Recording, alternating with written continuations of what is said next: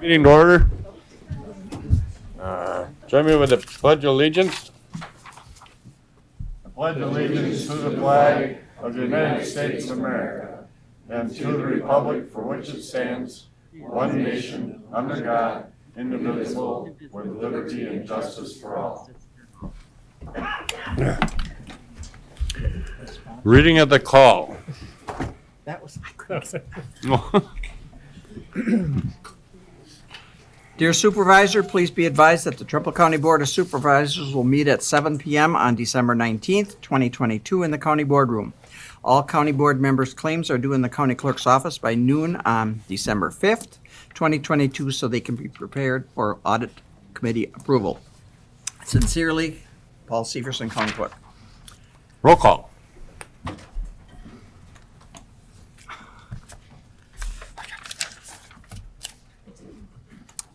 Bridget Turner. Here. Stacy Klein. Here. Richard Seisha. Here. Lori Severson. Here. Andy Todd. Here. Heather Fritsch. Here. Kevin Adams. Here. Dick Miller. Here. David Orsch. Here. John Austin. Here. Don Waldera. Here. Robert Becker. Present. Dan Schreiner. Here. Kellen Nelson. Here. David Larson. Here. Jeannie Nutter. I saw her earlier. Here? I mean, Sure. Oh, maybe, no, I thought I did. okay. And Ron Johnson. Bridget Turner. Ron is running late. He had to pick up his wife at the hospital, so he's good. But he thinks he'll make it. There's Jean. Yay! And Jeannie Nutter is here. Okay. Just think if you were going to drive to Green Bay today. 16 and 1. 16 and 1, but one on its way. Okay. Open certified open meeting law requirements been met with proper posting and notification. We have a 11-item agenda looking for approval. of the Mr. agenda. Chair, Yes. I'd like to move to amend the agenda.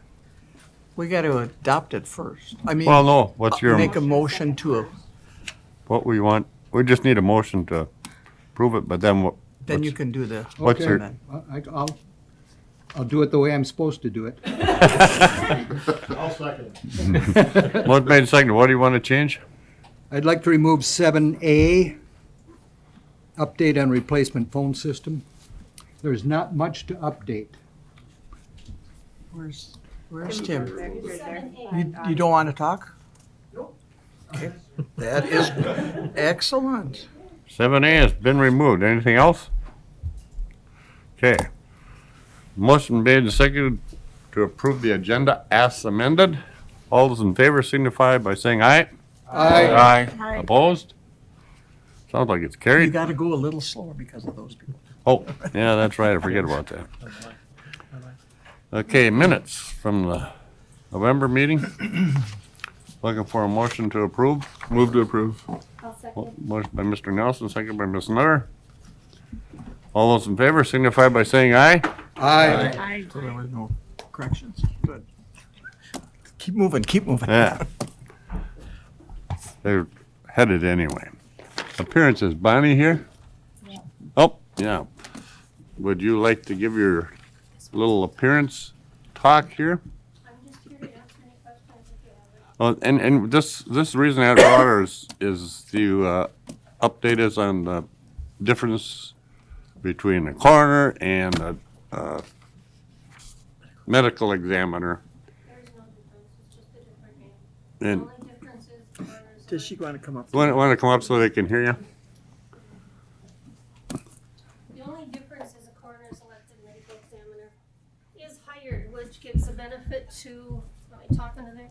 Yeah. Which gives benefit to the county board because they've got a Push little, that button there. Red, it's not red. This oh, one? yeah, it will be. There you Now go. it's red. Okay, it gives the county board a little bit of, say, if you get complaints from funeral directors or families about something, you can do something about it. Other words, there's no difference. I think the concern here was they were worried about it was gonna cost so much more money to have a medical examiner. I don't know why they'd think that. It's basically. The ones that get paid the big bucks are the ones with MD behind their name, and I do not have that. Is that, anybody else have any questions about it? We were talking, I think, yes, go ahead. Yes. I was just wondering, what was the idea behind this switching it from an elected position to the appointed position? Just 'Cause exactly what I have said. several constituents and even fellow county board members have some concerns about that. What are you concerned about? I know it was brought to me again was the cost, With the cops? the cost. Cost? The cost or the retirement that it's going to go to the taxpayers of Trempealeau County. And it's going to be an appointed. Kevin, I've got the same thing, and if my name was changed from coroner to medical examiner, my name would not change. My retirement would not change. What I'm making would not change, period. I don't know how much clearer I can be. And basically, she is currently medical examiner for Jackson County. Yes. So,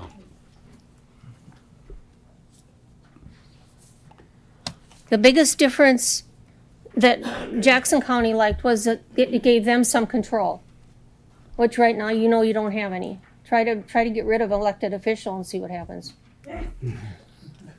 Right? that is true. Go ahead, Mr. Well, I'm trying to decide whether to ask her a question or just make a comment, but what is you said the advantage is that the board would have a chance to appoint, The board would hire, hire, and, well, Yes. appoint or hire, right? and that would allow them to, If you've got complaints, which hasn't happened in this county that I know of, with complaints from maybe families, I know it's happened in other counties. Funeral directors, if they're having a hard time working, with your coroner or medical examiner, they've got somebody to go to and you guys can work on getting it straightened out. now, what are the qualifications right now to be in your position here in Trempealeau County? Coroner? Votes. That's basically it. Actually, I was deputy coroner for 6 years prior to being, somebody decided that it was a good idea that I ran, and I don't know what was wrong with me when I finally agreed with her. And I've been actually coroner for 33 years since, and that's not counting the 6 years I was deputy. It used to be when new coroners and medical examiners were hired, the state would take on they'd be having FBI, CIA, and we'd have long, long days of training and what to do, and they don't do that anymore. So it falls back on the person that's in that office to train that person, So, plus additional classes that are offered. so if I were running against you Yep, without any experience, but my name was more popular out there, I could be elected and betcha. serve in that capacity, but Yes, you not have could. any training necessarily. yes. And to Okay. give you some idea, and I heard this a long time ago, many years ago, there was in one county, and I don't remember what county it was. It was a gentleman that ran, and he ended up being coroner, and his job was he owned a bar. And I was told by some higher ups in the medical department that he never had anybody that had any contributing factor of drugs or alcohol in their system on the death certificates. And that's what I don't want ever to happen. I want everybody people that are doing this, they should know what they're doing. And the term now for your position is how many years? Oh, you're stuck with me for 4 more years unless you change the name, and then that's the only difference. Then I'd be, if So you're gonna hire me, yes. anybody elected we'd be stuck with them for 4 years. You got it. Okay. Thank you. My Bonnie? question would be, can we change this coroner position to medical examiner at any time?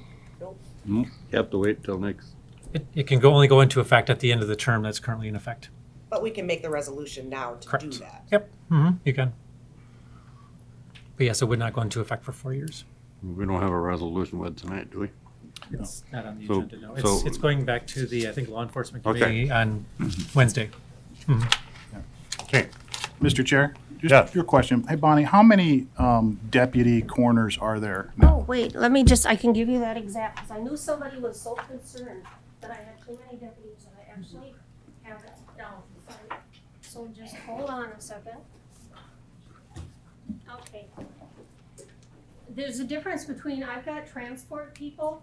Can you hear me if I'm walking up there? Yep. I've got transport people, which are absolutely necessary because I need to get bodies that need autopsies over to where we do the autopsies.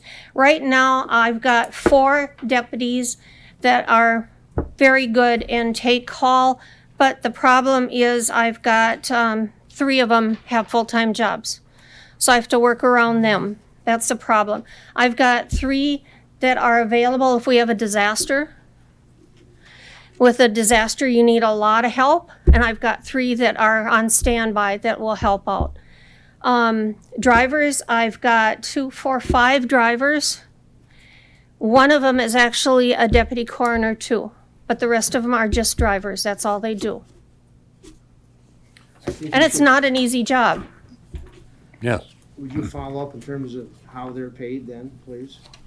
The drivers or Any of the people who serve. the coroners, when they go on a call, they're paid mileage plus $110 a call. If the person's cremated, then that's another $50 that they get paid. The drivers get $4.25, I think, right now. And it's quite a drive. And they've had to drive like on roads tonight, all the way over to Ramsey in Minnesota. $4.25 an hour? Yeah, no, just $4.25. That's it. Oh, $425. Yeah. And they're awesome people. And since I'm making sure the maintenance and oil changes and everything's done on the vehicle, I actually have two vehicles. One's Trempealeau County and one's Jackson County. The Trempealeau County one, thank goodness we got a place to park it. It's out in one of the old garages behind the old healthcare center. Jerry's very good about letting us park it there, and that's great. The other one, because Jackson County trusts me, is in my garage at home, because all my transport people are over here. So, Bonnie, under a medical examiner position, how does the county then determine how many deputy medical examiners or assistant medical examiners, I don't know what the term would be, how is it determined how many we would need? It's how many they need, period. So how many do we need?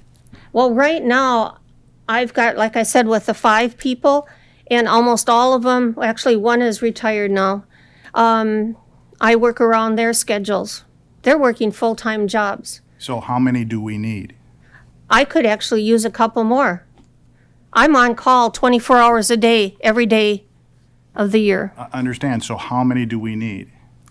I don't know what you're asking me. Well, I'm asking you in a medical. Does it make any difference to you how many I need? Because you're only paying them if they do something. They don't get paid by the hour. They're only paid when they go on a call. So I'm asking a question. I would like to have at least 6 deputies. Thank you. How will they get paid as deputy examiners? The medical examiners? Yes. That's up to the county board. In your professional opinion, in other counties, how are they paid? In other counties, some counties will pay by the hour when they're on call, and other counties do exactly what we do. So would it be appropriate to say they would become county employees? Probably. I don't know. Thank you. I don't know how that, do you have any idea? Generally, they would be considered. There you go. Deputies are employees now. Yeah. They're employees? Yep. Okay. I They only think, get paid when they work. you said that they get paid when they are called out. Yes. Now, as part of your position, if you are called out, are you paid? Yes. So either way, it's going to be the same amount per Yes. call. Right. So it's not raising the No. cost of the operation. It's going to be paid anyway, one way or the other. Right. Okay. That's based on whether the board determines that that's going to be the way it's paid, right? I mean, Yeah. other I counties have think the so. salaried position and the person makes the salary. We could decide to do that if we would wanted to. Doesn't have to be the way it is now, right? That's right. That's what I said. It gives the county board more power to do what you want to do. Any other questions? Thanks, Bonnie. Yep. I hope that cleared things up. Okay. Item 6, resolutions.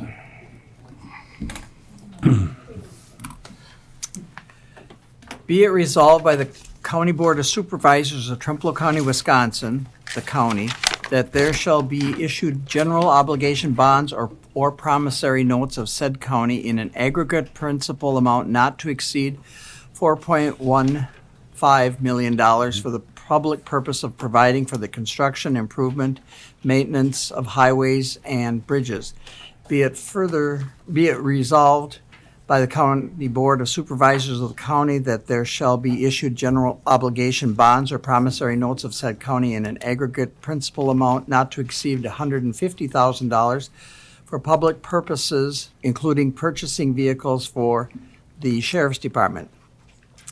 Be it resolved by the County Board of Supervisors of the county that the county hereby officially declares its intent pursuant to Treasury Regulation Section 1.150-2 to reimburse any expenditures made in connection with the projects described in these initial resolutions with tax-exempt bonds or promissory notes in an amount not to exceed $4.3 million prior to the issuance of said bonds or promissory notes.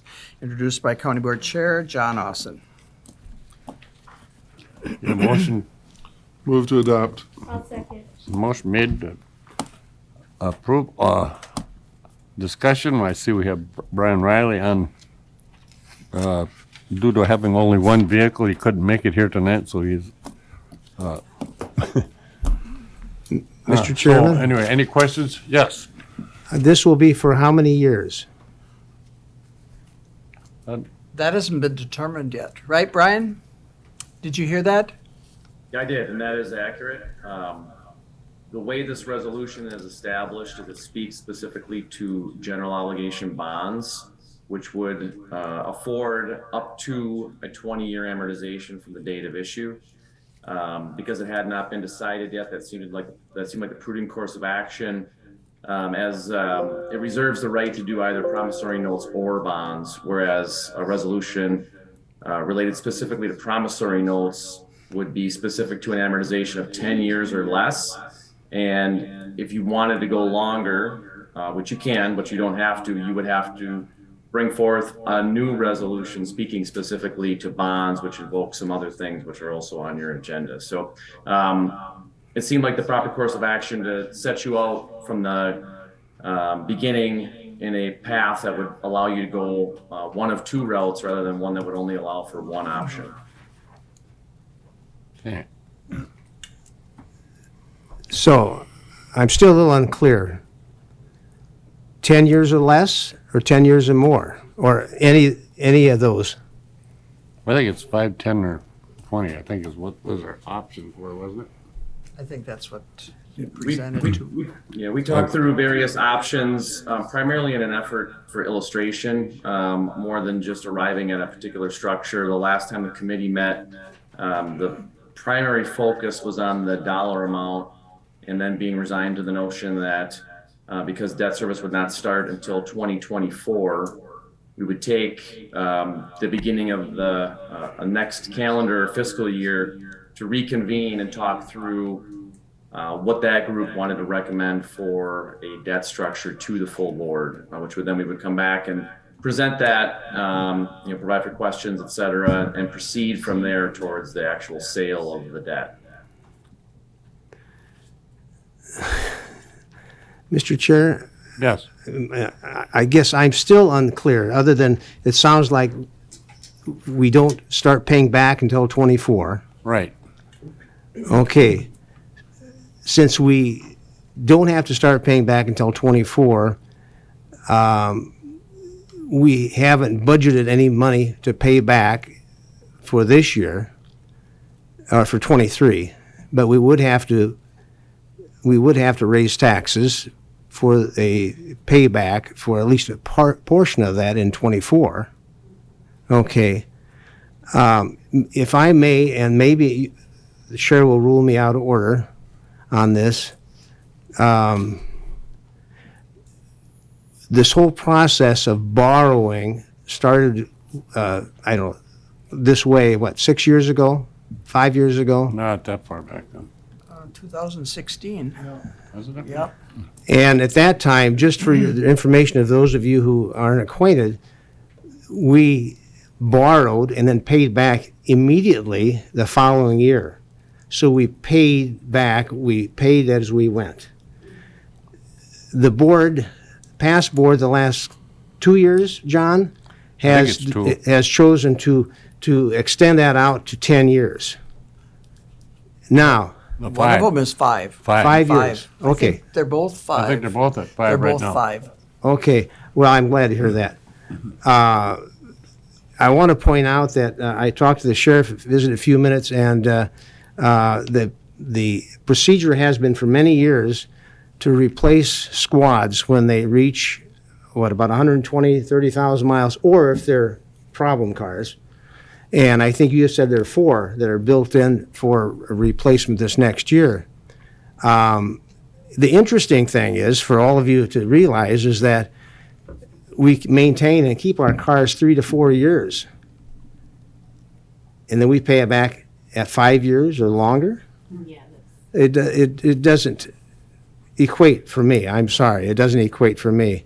And I'm not opposed to moving ahead with this, but I think as we move on, if we approve this, and we ask that the exec finance meet with this particular gentleman here and plan for the future, that we bear in mind that we need to pay as we go, because it's going to build up to the point where the interest rates, the interest payments are going to be a very big chunk of our levy. And so we need to be, again, prepared for that. I'm not prepared for that. I don't want to see us do that. But anyway, but tonight, maybe that's out of order, Mr. No, Chair. I'm in agreement with you. I didn't like the 10-year even. I don't like to go anything beyond 5 years. It's as far as you want to go, as far as I'm concerned. makes you very upside down on your loans. Right, right. You couldn't do that if. You couldn't be upside down on a loan if you were an actual person. I don't think the government should be held to the same standard as an individual. I'm not sure exactly what you mean by that, but I think he's saying, like, personally, you couldn't go and keep doing loans like that yourself to buy vehicles. oh, sure, sure. I have a Well, question. this particular amount is for both highway and purchase of vehicles, and we approved it in our budget. We just haven't, we delayed the borrowing the money. Money to is put it- not here yet. To put it into the next year. Because we're borrowing. We're borrowing it, and we're not going to borrow it until after the first of the year, so that we don't have to make the first payment until 2024. And there's no plan on how you're even gonna pay that in 2024 right now. It's not in, it'll be in the 2024 budget as a debt payment. A lot of people are already upset with their taxes now.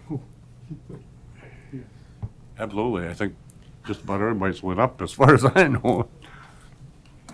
My buildings keep falling down, I keep paying more taxes. Is there some way to get a better solid plan on this so we don't look like we're just borrowing money blindly?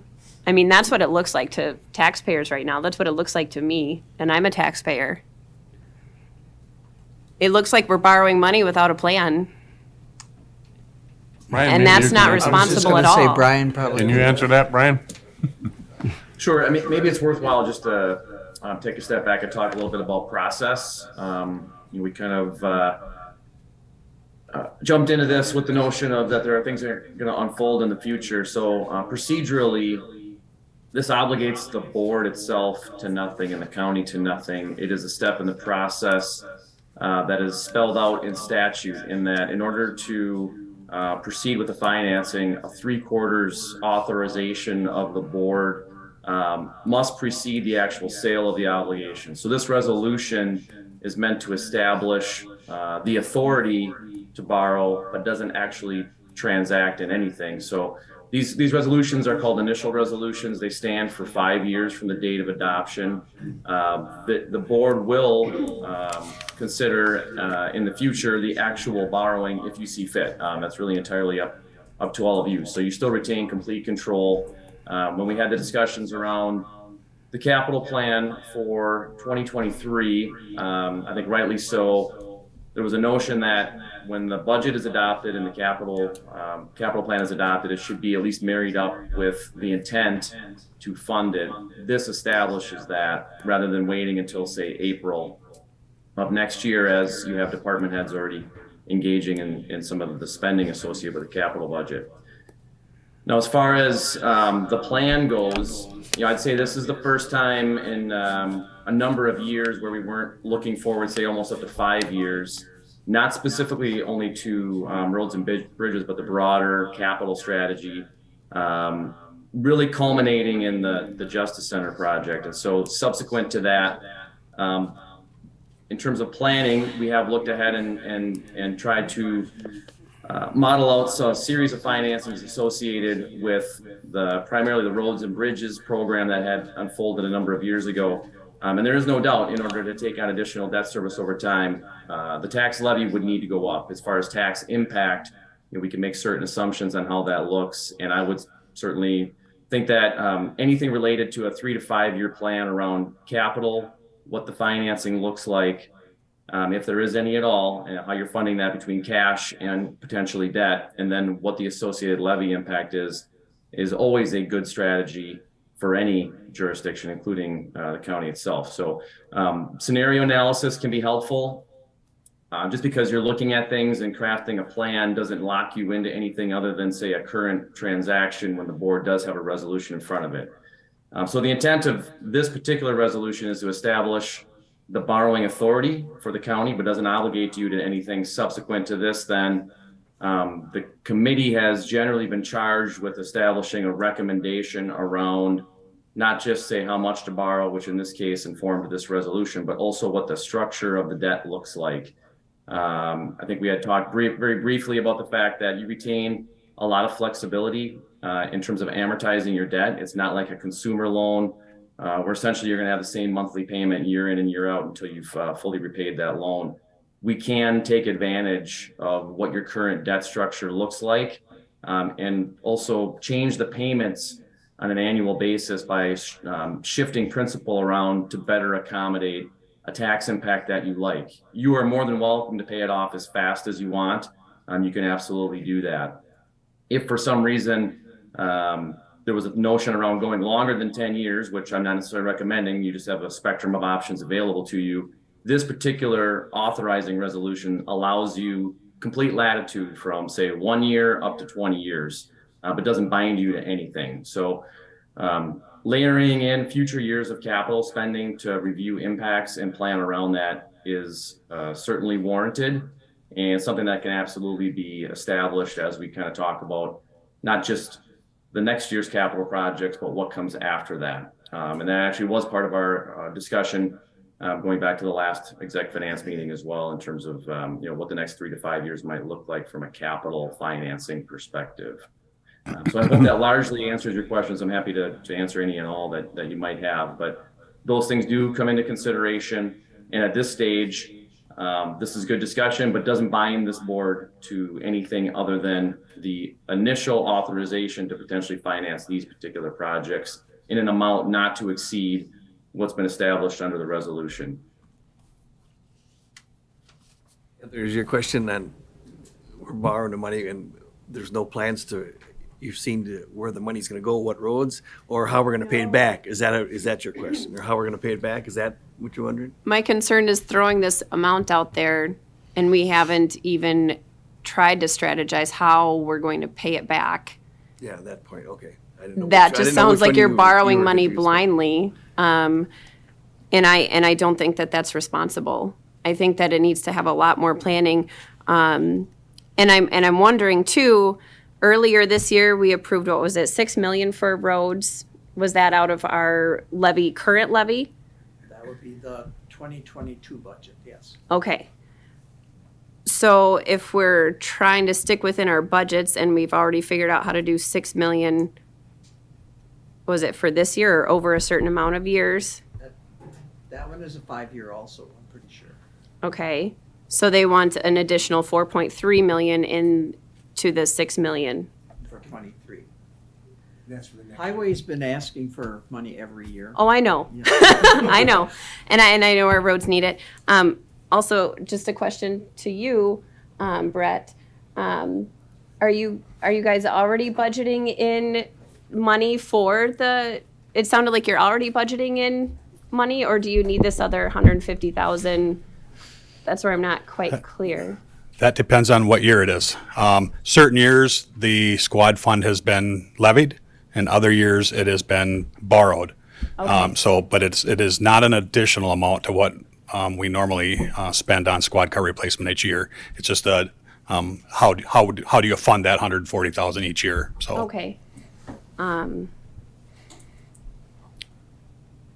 feel like before I even would say, yes, let's go ahead and borrow this, I need to see a more solid plan. I agree. I feel like this is coming kind of blind. I would want more information to support the reasoning for it and to understand it before I could vote on it. Ms. Nutter? I know I'm the least person to say this, but could we go back to a little more formality where we ask to be recognized by the chair to speak instead of, I know committees, we are a little more comfortable in how we communicate, but boards, we're supposed to be recognized by the chair to speak, and our questions are to be directed to the chair. So there's just a lot of Okay. shouting out questions. Mr. Chair. Mr. Miller? I'm serious. No, Yeah, No. It's like a free-for-all. Yes, go ahead. And Mr. we are keeping track. We are keeping track. Yeah, so- how many do I have? This is my second or third? Okay. I'd like to ask Mr. Niemeyer a question. Yes. Okay, now, we understand that this vote requires 3/4. Is this on? Yes, it is. Am I speaking too softly? No, I can hear you. Okay, then it requires another vote to finalize it, and that is 3/4 also. That's my understanding. Okay. But unless Brian tells me otherwise. I think he has a, I'm not portraying myself as an attorney. The threshold for the authorization is the 3/4. I'm going off of memory, and it really doesn't come up that much, but I believe it's a simple majority at the point of actual approval of the bond sale itself, but I would need to go quickly reference statute. I know what section it is, but I'd have to go read it to absolutely know for sure. So either way, it's a two-step process. And this is just the first step This of is it. just the first step. Any other questions? Yeah. Ms. Klein? So if up to the 4.3 million, do we know what type of impact that'll have on our overall debt ratio? That Brian can answer. Yeah, so I'm going to answer this question in the framework of your general obligation borrowing capacity. I could do additional math as far as ratios go. There's a number of ways to look at things, but just hard and fast limitations as far as what you're able to borrow under statute. You would still have, let me see here. You still have about half available under law, and that's going to be right around $73 or $74 million of available capacity. So, this is not prohibitive in that regard, but that is a finite number. It doesn't go on forever. So certainly you need to be a good steward of your ability to borrow. Yes, Ms. Nutter? Has the infrastructure bill will go into effect in January 2024, which was approved last year. Is somebody working with Wisconsin Counties Association or the State Department of Transportation, because a considerable amount of money is coming to Wisconsin for roads and bridges, and that money could certainly alleviate some of the stress we have with borrowing money. But is there somebody with the highway department or somebody working with the state to figure out when that money's coming and what it will look like? Mr. Chair? Yes, go ahead, Mr. Larson. Commissioner Rinka is working diligently on that. Every time we see him, he's applying for something else. So yes, it's being worked on regularly to try to get every available dollar we can from the state and or federal if that becomes available. Mr. Nelson. So one thing that else is talked about in the highway committee in regards to this, and our commissioner is quite good at finding ways to, I want to say manipulate, but that's not quite the right word, but use programs to best suit lowest cost for the county, get the most roads paved, projects completed. So he's got a list of projects, engineering done, sitting on the shelf, ready to pull if we get funding for things. That puts us in a position to utilize those funds that Jeannie, mentioned as well. Those are by no means a guarantee. It's up to not us whether we get them or not. So the roads and bridges are a legit problem that we're in this boat because of what was done the previous 30 years. So the investment is necessary. So is the discussion of how we're paying for it. We've seen some significant improvements in the highways since we began doing this in the county. 10 to 15 miles a year we've been paving, which prior to that was 1.5. We have 300 miles of county roads in the county. The estimated useful life of a county road is 30 years. So we have to basically stay at this pace to make any kind of improvement. And actually 10 miles a year just gets us status quo in 30 years. So we're not necessarily going above and beyond. We're maintaining. Good point. Ms. Klein. So along with that, so looking at what has to get accomplished, but then considering, besides that we might receive additional funds, is the plan going forward always to look to issue more bonds or notes? Well, currently, that's basically what he's got in plan. He actually wanted more. This has been cut. He wanted $5 million for roads, and we cut it before at exec finance. And he wants to go back to 5 again next year. Because this already took like 3 miles off, or at least, it's like 300,000 a mile or so. Ms. Nutter. Okay, Wisconsin is getting $5.4 billion with a B over 5 years in federal funding for highways. In highway formula funding, $45 million is dedicated funding for bridges. So, but that bill starts in January. So it's really important that Al Renka stay on top of this funding, because $5.4 billion coming to Wisconsin over 5 years is a considerable amount of money. Granted, we're a small county, there's Milwaukee, Dane, but we need to fight for every penny. Yeah. That's been our problem in the past. But that's a considerable amount of money, $5.4 billion. And we don't have a zoo interchange here, so it's not coming to Trempealeau County. Mr. Chair? Yes. I know Mr. Rinka is working on getting the funding from the state and or federal government, but we're going up against these big cities, and I just feel that all the time rural counties get left behind, whether it's municipality or a county. We're always these big politicians on both sides of the aisle just forget about us. Okay, Mr. Becker.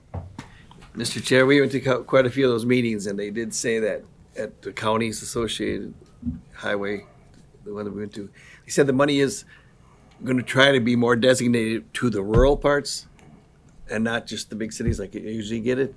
And even for the townships, there's funds in there designated for even the townships to get some of this for the more narrow roads even and their and the bridges, something they never got funding for.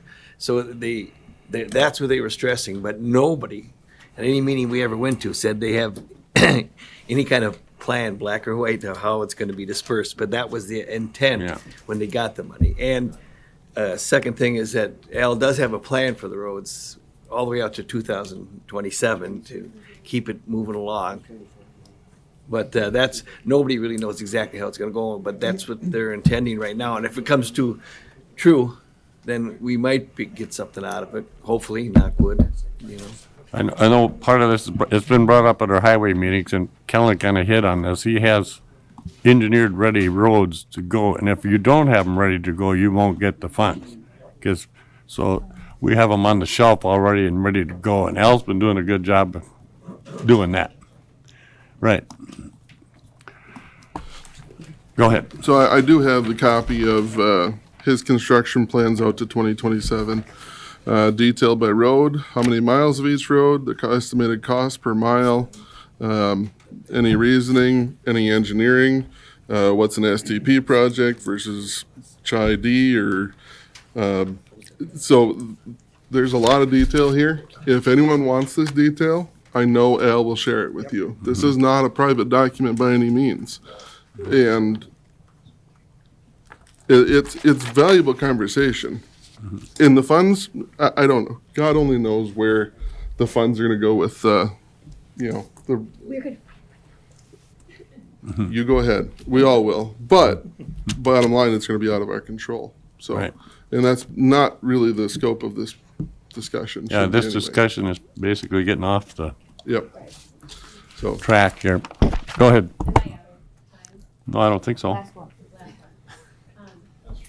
Would it be possible for exec finance, I think it would be, to look at this and come up with at least a tentative strategy so we feel like we have a little more direction with, like, when you bring this resolution, if it doesn't pass tonight, can you guys look at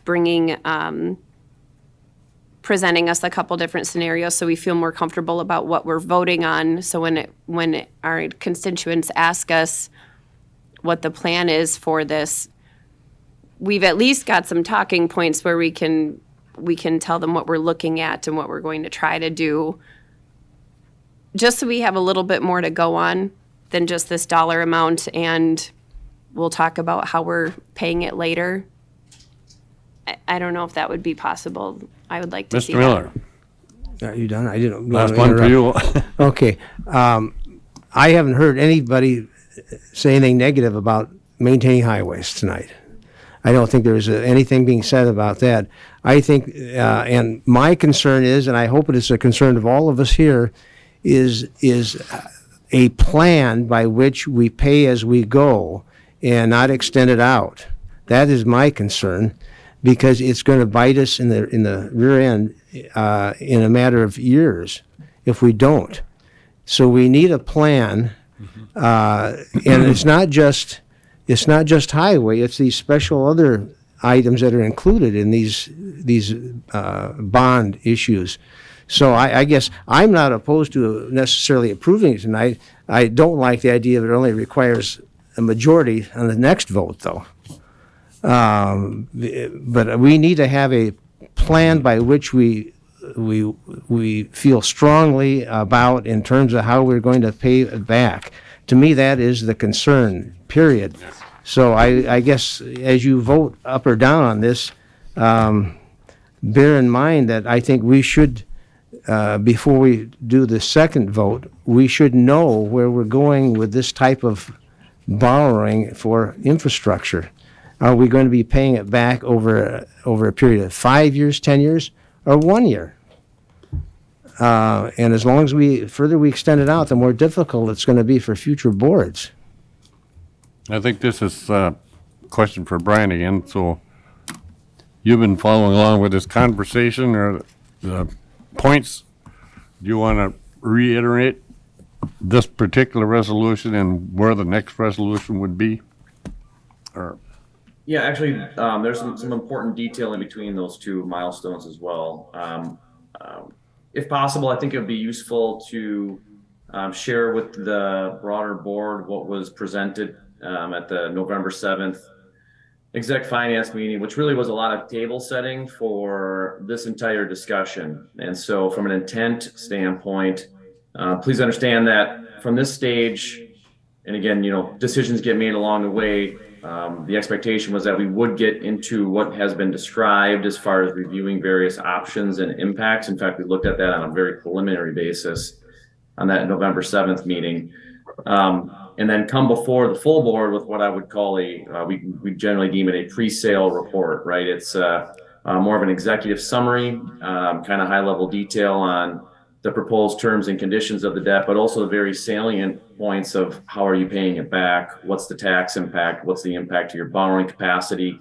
Things are still not final at that point. And while these sorts of resolutions do tend to prevail, there is the opportunity for the board to weigh in on, say, desired characteristics, tax impacts. We can show you various options. That's always what we do with at the committee level for sure. And then that's brought up from a kind of a filtering standpoint to more of a fine point at the point of engagement with the board, so that we're kind of winnowing away at desired options without kind of giving the broad spectrum that largely is well done in committee fashion. But certainly we can do anything you'd like, and if that entails bringing a broader array of discussion to the board level to make those sorts of decisions, that's entirely fine. And again, I think you'll see that there's some reference to wanting to maybe craft a plan around more of a 3 to 5 year strategy that involves both your budget, being your annual levy for operating and capital costs, as well as potentially debt service.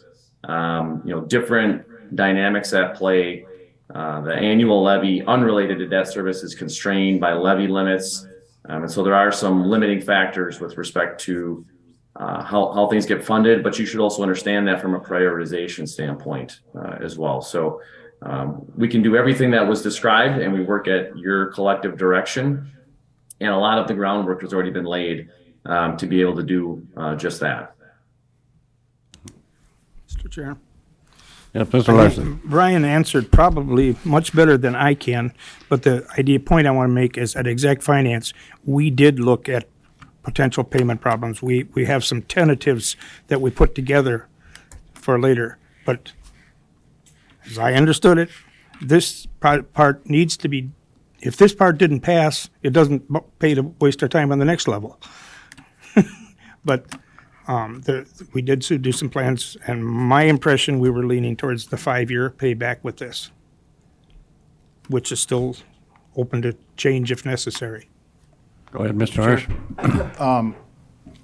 So I have a copy of this, and it's good. I totally agree with you. This has to be done, or our roads go down. That everybody's agreeing to that. So the question of a plan is, this is the plan. This is what we have to do, or our roads go away. In essence, the question I think is, yeah, that's great. How do we pay for it? We don't have it in our budget. On the Finance Committee, I asked our departments to cut back by 1%. First time ever, I think that's ever happened. We couldn't even get that. So we are in a really tough position. If we want to keep making our roads decent, we have to follow this plan. And we have to borrow the money, or we won't make any roads better.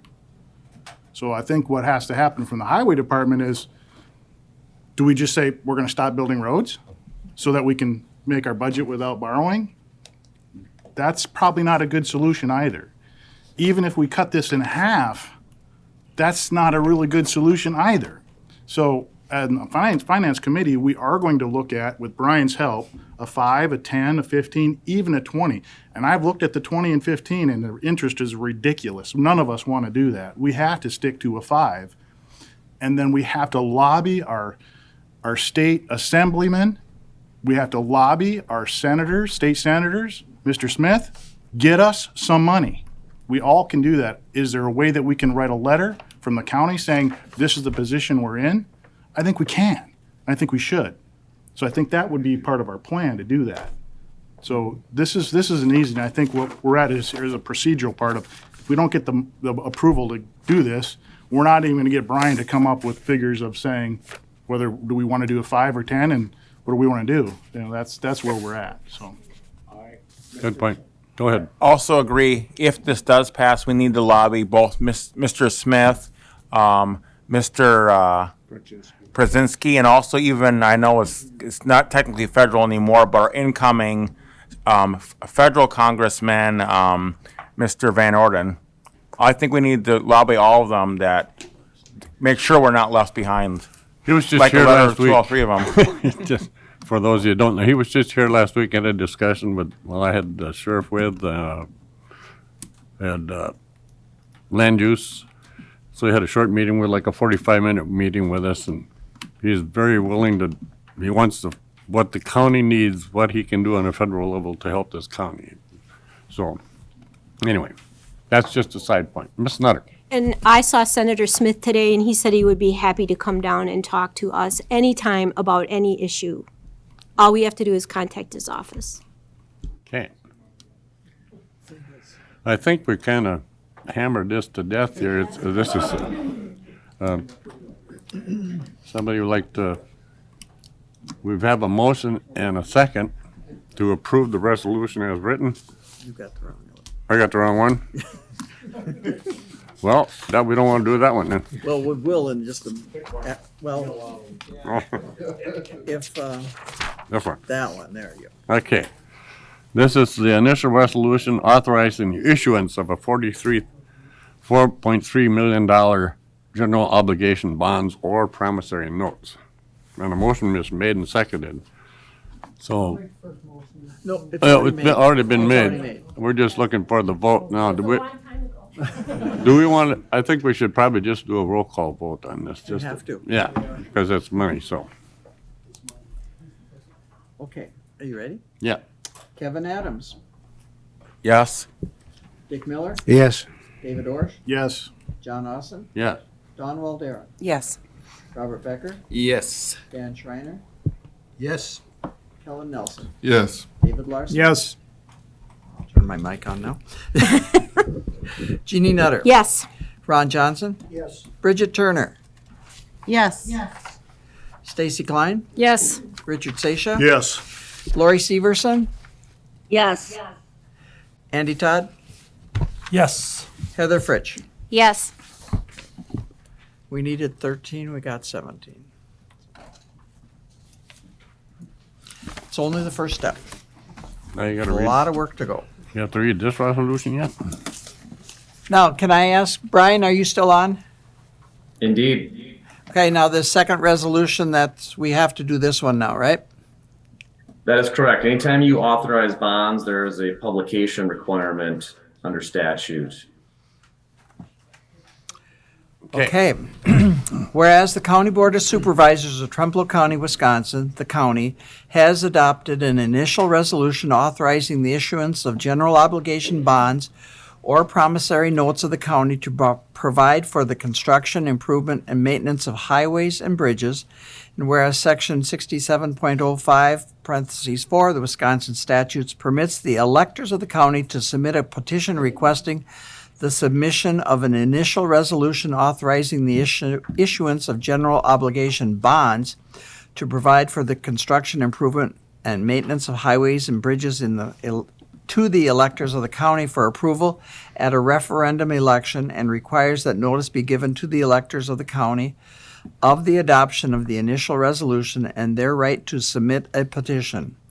Now, therefore, be it resolved by the County Board of Supervisors of Trempealeau County, Wisconsin, that the county clerk of the county is hereby directed to publish notice of the adoption of the initial resolution described above in the Trempealeau County Times within 15 days of the adoption of the initial resolution, such notice to be substantially the form attached to this resolution. Introduced by County Board Chair John Austin.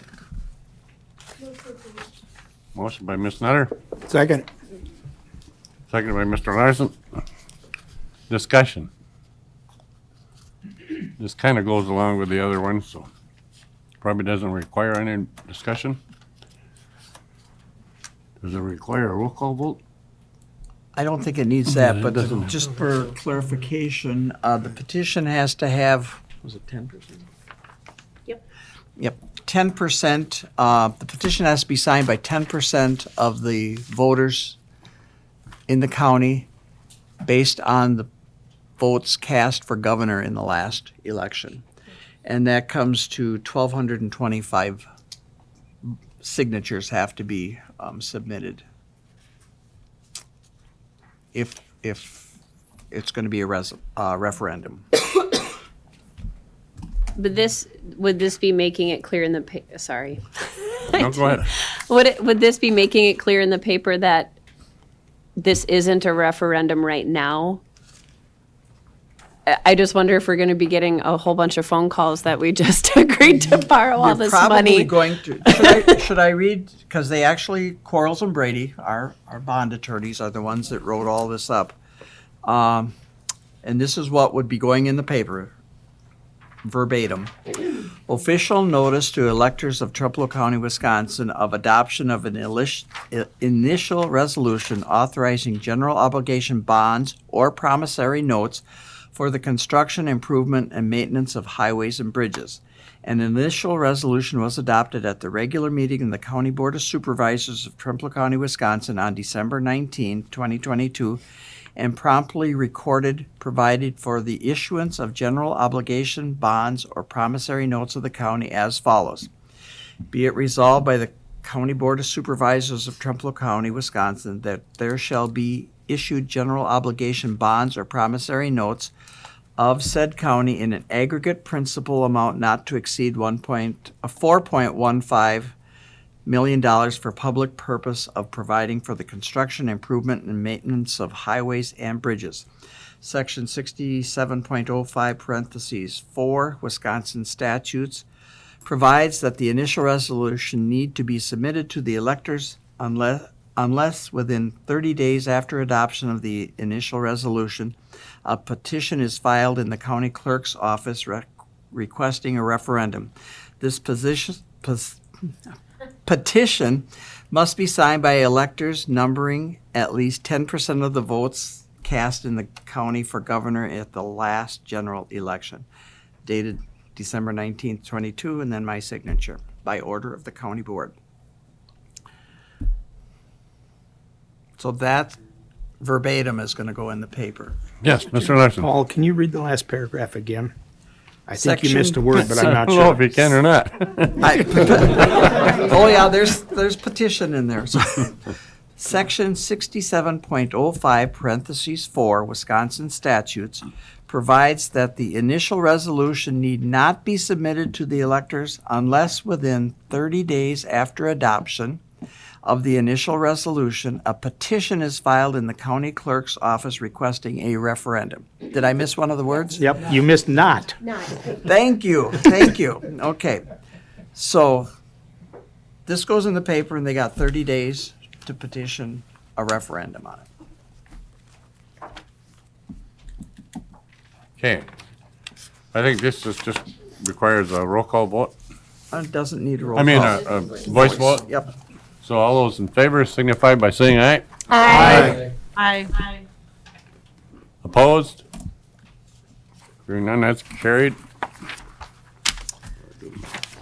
See how important one word is? Yeah. Yes. Sorry? God, you caught that. Yeah, I think that takes care of it, Brian. Thank you. Thank you, Brian. Does.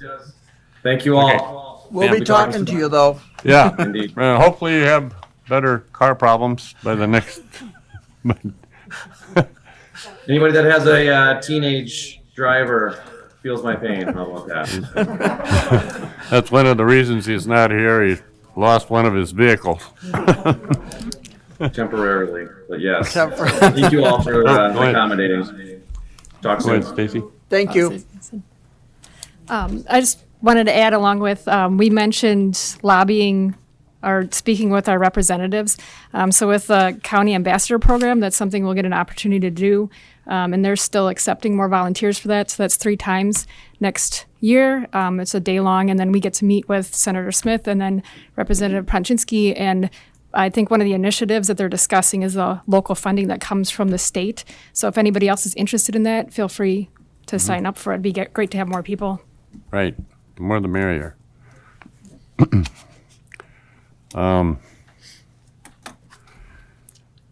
And B, environmental land use. Whereas Eric D. and Lisa M. Scoyen, landowner/petitioner, Osseo, Wisconsin, have requested the rezone of a parcel of land in the town of Sumner to accommodate creating 2 parcels for a future land sale. And whereas the rezone is on approximately 52 acres more or less, and whereas a public hearing was held pursuant to section 59.69 parentheses 5 of Wisconsin statutes, and whereas the town of Sumner supports the rezone request, and whereas the Environment and Land Use Committee moved to rezone this parcel from exclusive agriculture 2, EA2, to primary agriculture, PA, and it appears that the zoning change request is appropriate under the circumstances. Now, therefore, be it resolved that the be it resolved that the county adopt the attached ordinance amending the zoning district boundaries as indicated. Introduced by Environment and Land Use Committee, Stacy Klein, David Larson, Kellen Nelson, Andy Todd, Randy Severson, Anthony Munson. Moved by Mr. Johnson, Second. second by Mr. Nelson.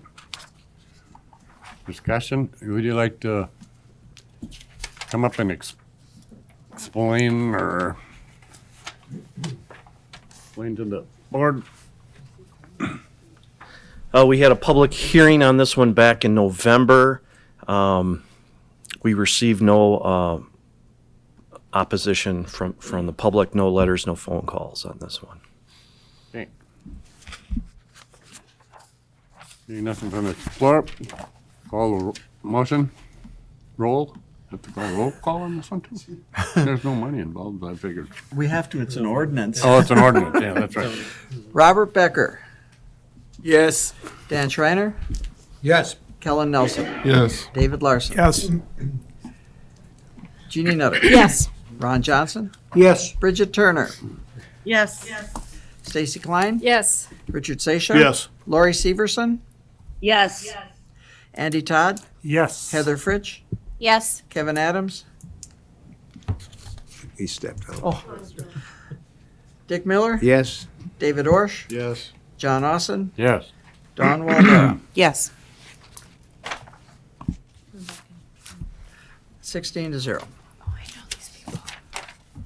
Second one, rezone for the Solberg property. Whereas Theron E. and Rebecca L. Solberg, landowner, Theron E. Solberg, petitioner, Ettrick, Wisconsin, have requested the rezone of a parcel of land in the town of Gale to bring the zoning into compliance for an already established trailer sales business. And whereas the rezone is on approximately 4.227 acres more or less, and whereas a public hearing was held pursuant to section 59.69, parentheses 5 of the Wisconsin statutes, and whereas the town of Gale supports the rezone request, and whereas the Environment and Land Use Committee moved to rezone this parcel from rural residential, RR, and exclusive agriculture to EA2 to commercial, C, and it appears that the zoning change request is appropriate under the circumstances. Now be it resolved that the county adopt the attached ordinance amending the zoning district boundaries as indicated, introduced by Environment and Land Use Committee, Kellen Nelson, David Larson, Randy Severson, Stacy Klein, Andy Todd, Don Waldera, Anthony Munson. Move to approve. Ms. Klein, I'll second. second by Mr. Adams. We had the public hearing on this one this month at ELU, and we received no opposition from the public, written or verbal. Mr. Miller. I've lived in the county for 40-some years, and that has always been commercial down there. There's been a commercial, 2 businesses there for years. Do these slip through now and then? Do you? Well, a couple things are going on here. We have a thing in the county, throughout the state, there's a land use term called non-conforming use. So if something's been in place for a long time, it can continue as is under that non-conforming use. What happened here is that use was going on, And then that landowner created there's two violations going on. Created a parcel without 100 feet of frontage on the backside of that business property, and then also expanded that business into that area without commercial. So it's those two violations from the expansion that caught this. And yeah, they do. This is really two parts: one, a non-conforming use, and two, a zoning and subdivision violation that brought this to the forefront. Thank you. Mr. Chair. So, question on this, when it moves to the different category, in this case, commercial, is there a higher tax rate, I'm assuming, on commercial than?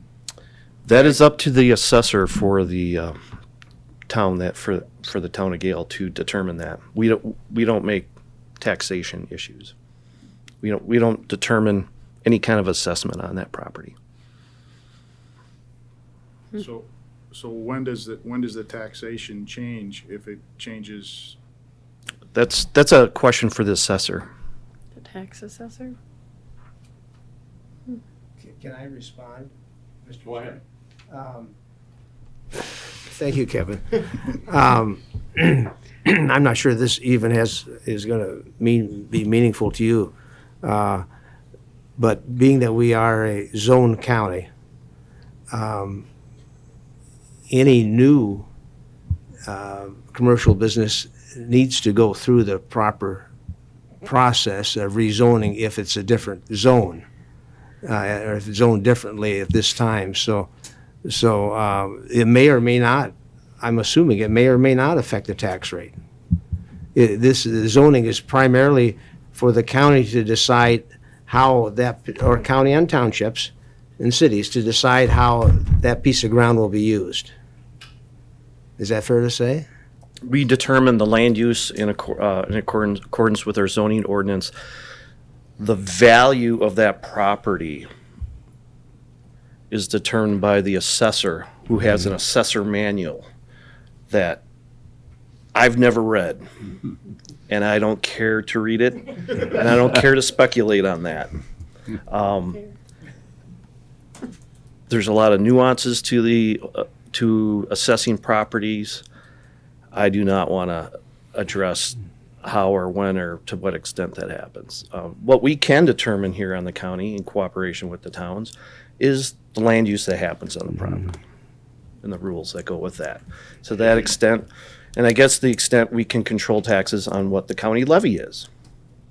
Every time, each year, when the county board adopts the, that impacts that, but what's the assessed value of that property? That's outside the bounds of probably the county and the Department of Land Management. Okay. I don't think there's any other comments. Mr. Call the Chair. roll. Oh, Mr. Larson. This might be not too useful, but based on personal experience in another county, the assessor looks at the property and says, this is what it's going to be taxed for. So if he's been seeing a yard there already, most likely that property is already being taxed in that category. The additional property might be something else. Okay. Call the roll. David Larson. Yes. Jeannie Nutter. Yes. Ron Johnson. Yes. Bridget Turner. Bridget. Yes. Stacy Klein. Yes. Richard Seisha. Yes. Lori Severson. Yes. Andy Todd. Yes. Heather Fritsch. Yes. Kevin Adams. Yes. Dick Miller. Yes. David Orsh. Yes. John Austin. Yes. Don Waldera. Yes. Robert Becker. Yes, sir. Daniel Schreiner. Yes. Kellen Nelson. Yes. 17-0. Cost share grant for lake management planning. Trempealeau Lakes. Whereas Trempealeau County Department of Land Management is interested in obtaining a cost share grant from the Wisconsin Department of Natural Resources, WNDR, DNR, for the purpose of Trempealeau Lakes management. Whereas the respondent attests to the validity and veracity of the statements and representations contained in the application.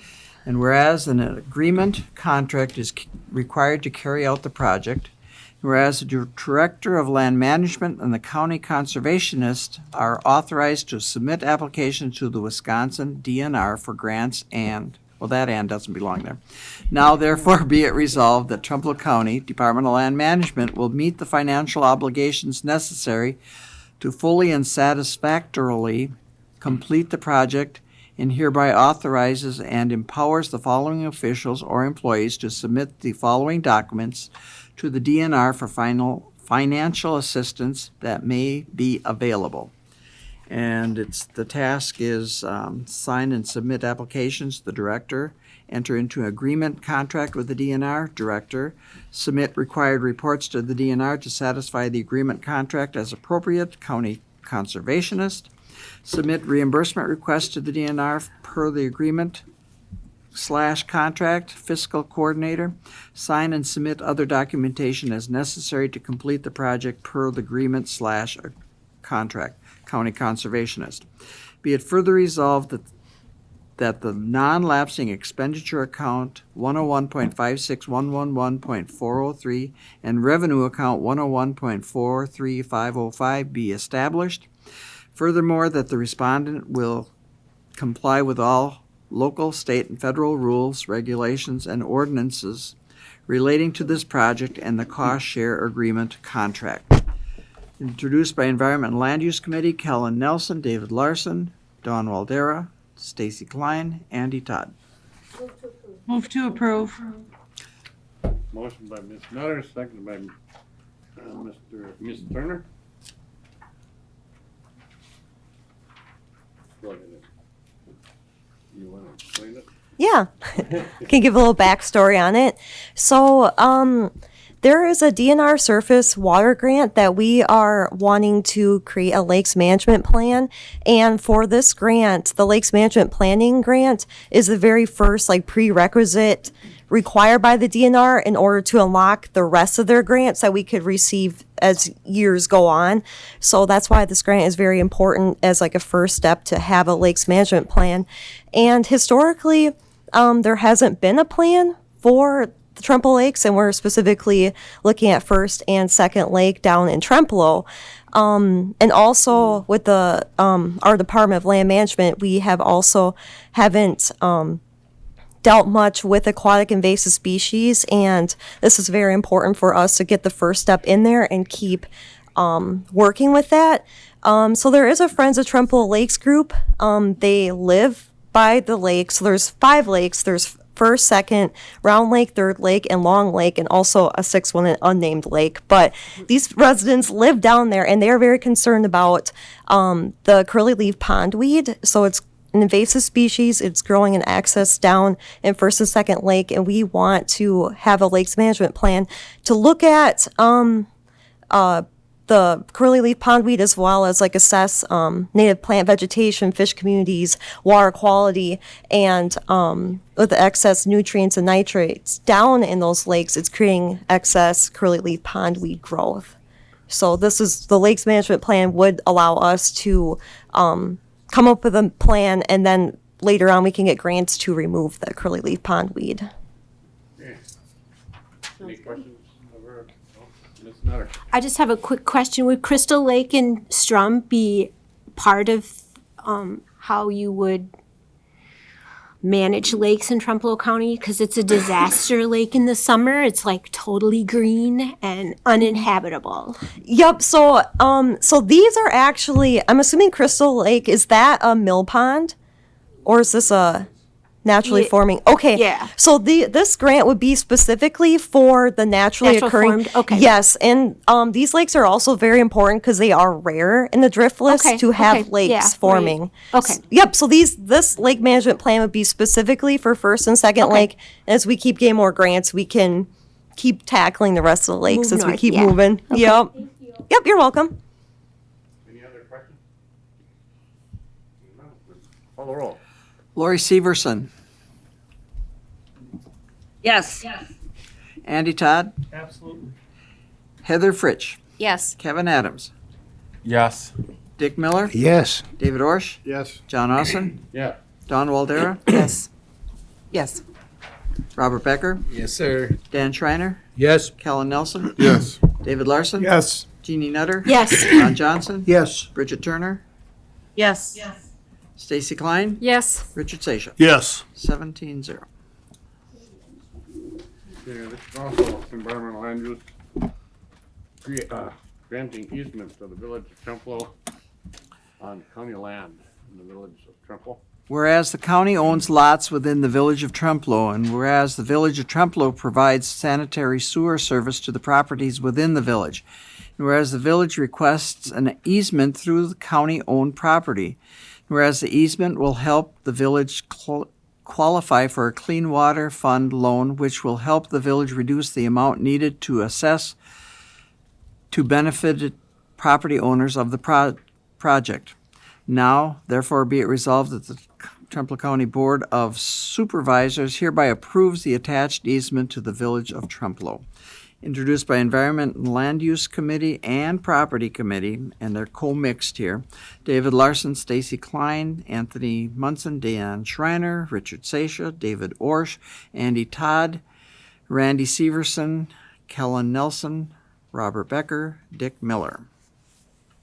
Pretty much the whole board. 2, 4, 6, 8, 10, 11. Okay, motion to approve? I'll motion to approve. That was Miss Waldera? Or who? Yeah, it was. Yeah, And okay. Nutter. Seconded by Nutter. Any, Does this have just, to be roll call? Granting an easement? probably. I don't believe so, but we can maybe do it just as a precaution. Do you want to explain it? We received a request from the village of Trempealeau for this easement through the, through one of the various lots we own in the village of Trempealeau. And that is to essentially improve the sewer system in the village and also help the village qualify for a low-interest loan for their water system. And so by passing this tonight, you help to reduce the assessment costs on their system. So if you want those citizens to spend less of their money, vote for this. Okay.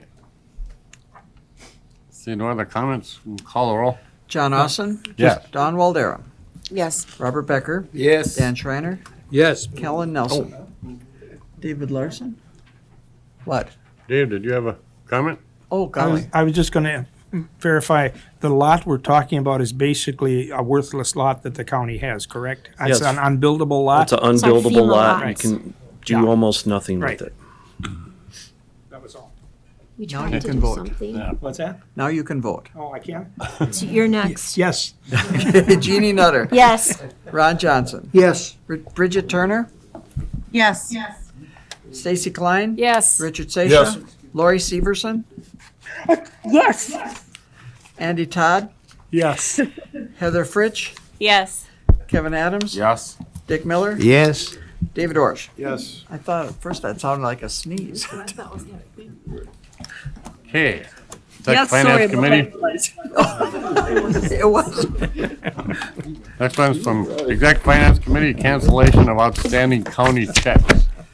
Whereas the Trumpealeau County Executive Finance Committee is aware of old outstanding checks written by the county that have not been cashed by the recipients, and whereas it appears to be a good accounting practice to list all checks by check number, payee, amount, and the date issued, and those checks so listed shall be canceled and the monies returned to the county's cash account. Now, be it resolved that any monies recoverable as a result of the cancellation of said checks shall be returned to the county cash account.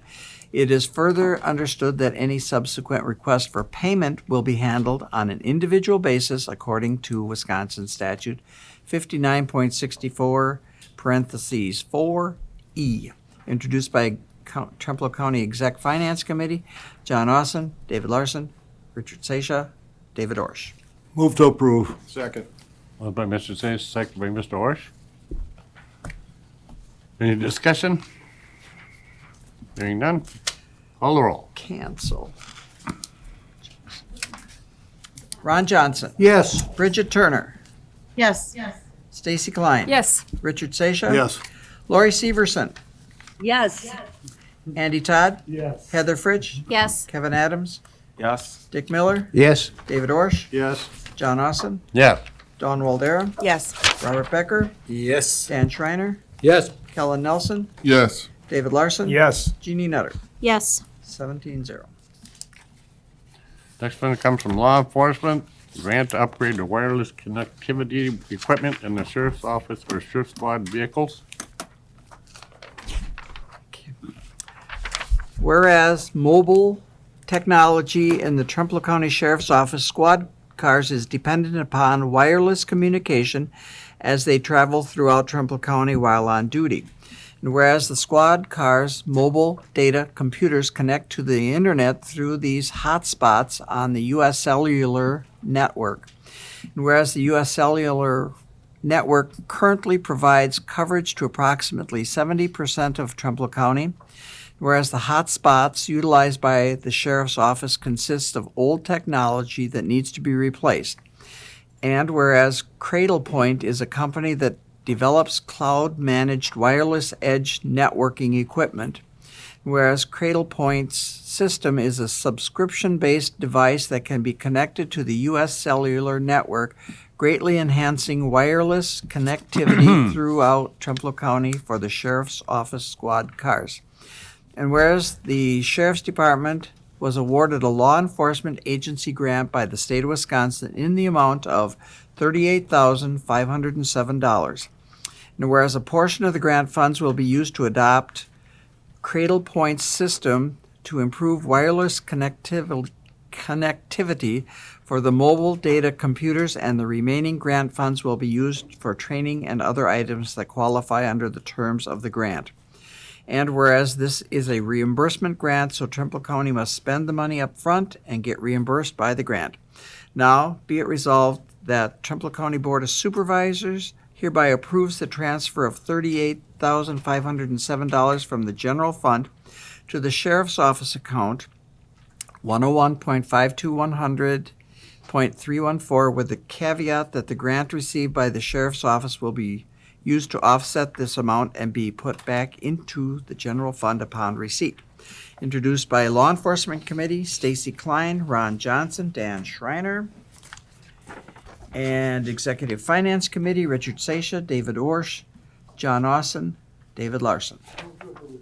Motion by Mr. Johnson, second by Ms. Nutter. Sheriff, you want to explain it? So, mobile data computers, I'm going to refer to as MDCs, just to shorten it up. Our mobile data, or our MDCs in our squad cars, are how dispatch talks with our deputies now. They're dispatched through the MDCs, and the deputies do their reporting through the MDCs, and they can do that remotely within the county. They don't have to come to the sheriff's office to do reports, and dispatching does not have to take place over the radio entirely. We've been using the current hotspots with U.S. Cellular for a number of years now. I was still a sergeant when we started that, so we're looking 5 years at least, 6 years, but maybe significantly longer. Those devices are wearing out, and U.S. cell coverage with U.S. cell phones seems to be diminishing. I don't know why. There's a lot of other towers going up in the area as well, but we received the grant notice from the state of Wisconsin back in February, and it's a reimbursement grant, and replacing the hotspots with what's called a Cradlepoint greatly increases our ability to communicate between squad car and dispatch center, and but we have to spend the money first. If there's any money left, there are other things that would qualify under this grant. I've been working with Tim Robertson. He's getting the quotes for us. It appears that the project will take up the entire grant. So the $38,507 will go entirely towards the Cradlepoint project. Once this resolution is approved, if it's approved, we will make the purchase, and then we've already got the account set up with the state of Wisconsin to submit for reimbursement. So it's simply a reimbursement expense. There's no additional cost to my budget. So. Okay, Ms. Waldera. So you are saying that you currently do have quotes, so it will not exceed this dollar amount, the cost? The quotes for the equipment we're right now are less than the dollar amount, but there will be installation expenses. The little bit that it could potentially exceed will come out of my current budget for vehicle maintenance or radio maintenance. It'll be no additional cost. Any other questions or comments? And none, call the roll. David Orsh. Yes. John Austin. Yeah. Dawn Waldera. Yes. Robert Becker. Yes. Dan Schreiner. Yes. Kellen Nelson. Yes. David Larson. Yes. Jeannie Nutter. Yes. Ron Johnson. Yes. Bridget Turner. Yes. Stacy Klein. Yes. Richard Sasha. Yes. Lori Severson. Yes. Andy Todd. Yes. Heather Fritsch. Yes. Kevin Adams. Yes. Dick Miller. Yes. 17-0. Okay. Item 2, use the opioid settlement funds for additional, mental health in the jail. Whereas 90% of the incarcerated individuals struggle with problems related to substances, and fentanyl overdoses are the #1 cause of death for people ages 18 to 45. Whereas the Trempealeau County Sheriff's Office contracts with Advanced Corrections Health for jail medical needs. Freedom Behavioral Health Incorporated is a business partner to ACH and provides counseling services for substance use and mental health to the jail inmates. And whereas Dr. Melissa Caldwell, president of Freedom Behavioral Health Incorporated, indicates that studies have shown that there is a direct correlation between opioid use/addiction and declining mental health and a greater risk of fatal overdose and suicide in those dealing with opioid addiction. And whereas Trumpealeau County has been a litigant in a class action lawsuit against the manufacturers, distributors, and retailers of opioid substances.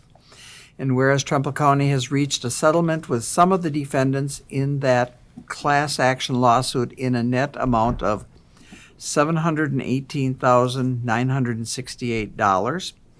And whereas Dr. Caldwell and her staff agree that increasing the number of hours for on-site mental health services in Trempealeau County Jail from 6 hours per week to 8 hours per week would be beneficial to those incarcerated individuals who are opioid drug dependent and are experiencing mental health deterioration.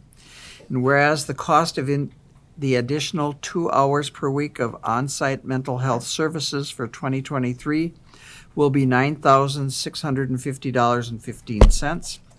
Now, be it resolved that the Trumpealeau County Board of Supervisors hereby approves the transfer of $9,650.15 from the opioid settlement funds to the Sheriff's Office 2023 jail budget 101.52700.386 for a 2-hour per week increase in on-site mental health services.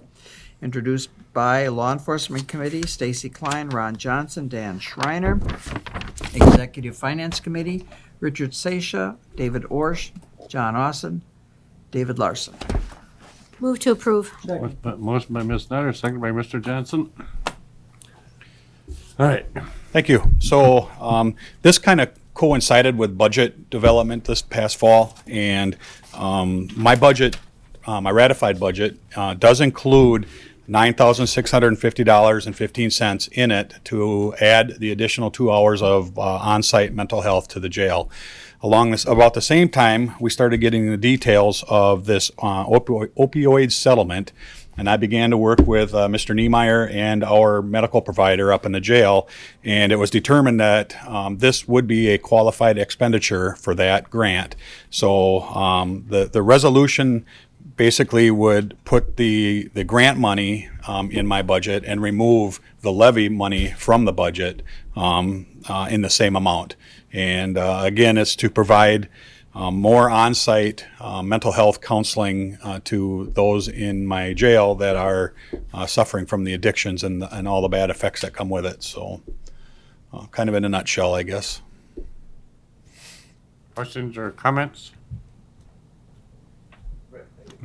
What about next year then? who covers it? Do So- we go back to the grant, or is it just a one-time deal? So this resolution is only for 2023. It will be a budget issue again next year if we wish to continue it into 2024. The grant has yet to be determined whether the money's all coming up front or if it's going to be amortized. I guess that would be a decision of the exec finance. Number one, do we continue? And number two, where does the funding come from? Mr. Schreiner.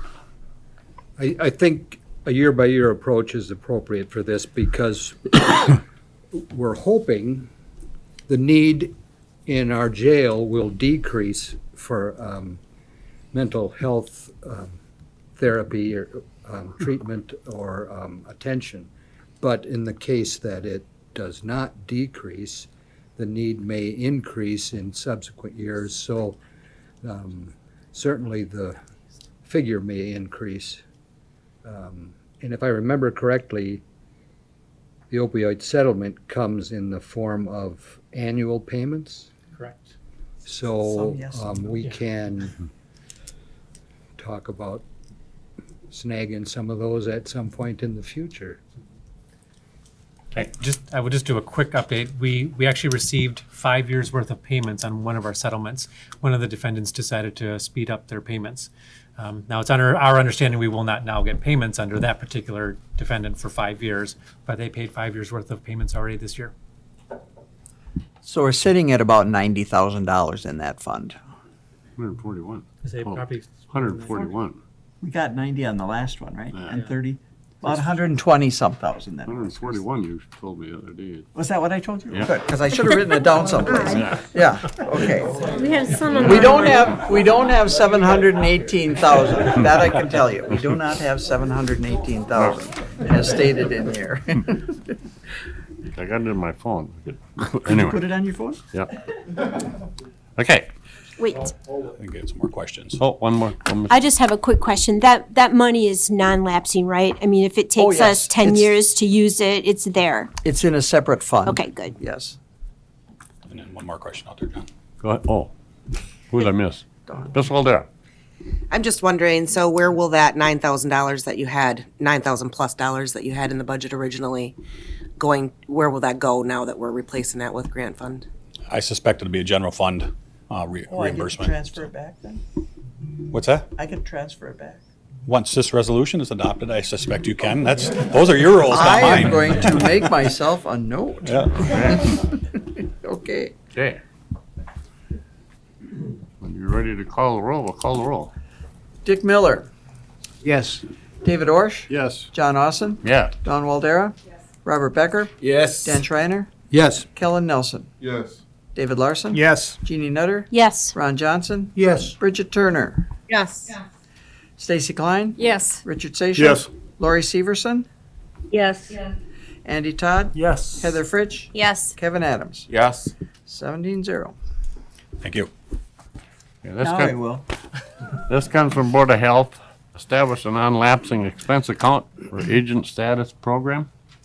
Whereas the Trumbull County Health Department agent has a memorandum of agreement, MOA, with the State of Wisconsin Department of Agriculture, Trade, and Consumer Protection, DATCAP, for the purpose of addressing issues of mutual interest to the parties regarding Wisconsin Statute 97.41 and 97.615 and Chapter ATCP 74 of the Wisconsin Administrative Code.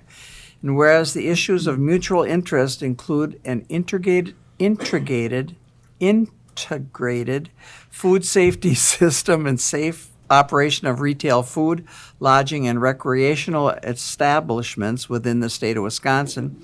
And whereas the intention of the MOA is to provide a framework for the provision of services for the inspection, licensing, complaint, and foodborne illness investigation for retail food, lodging, and recreational establishments as an agent for DATCAP. And whereas the MOA states that the total license fees the agent collects may not exceed the agent's reasonable cost of issuing licenses to, making investigations and inspections of, and providing education, training, and technical assistance to licensed establishments, plus the state fees. And whereas the collected fee revenues are not always expended in the year of receipt and must only be spent on agent program expenses. Now be it resolved that the expense account 201.54132 and revenue account 201.43535 for the agent status program be established as non-lapsing accounts, so all revenues received will be used only for the agent status program as the agreement specifies. Introduced by Board of Health Committee, Bridget Turner, Heather Fritsch, Dr. William Baxa, Kevin Adams, Pam Nelson, Dr. Kim Breedenbach. Oh, we didn't get these signatures.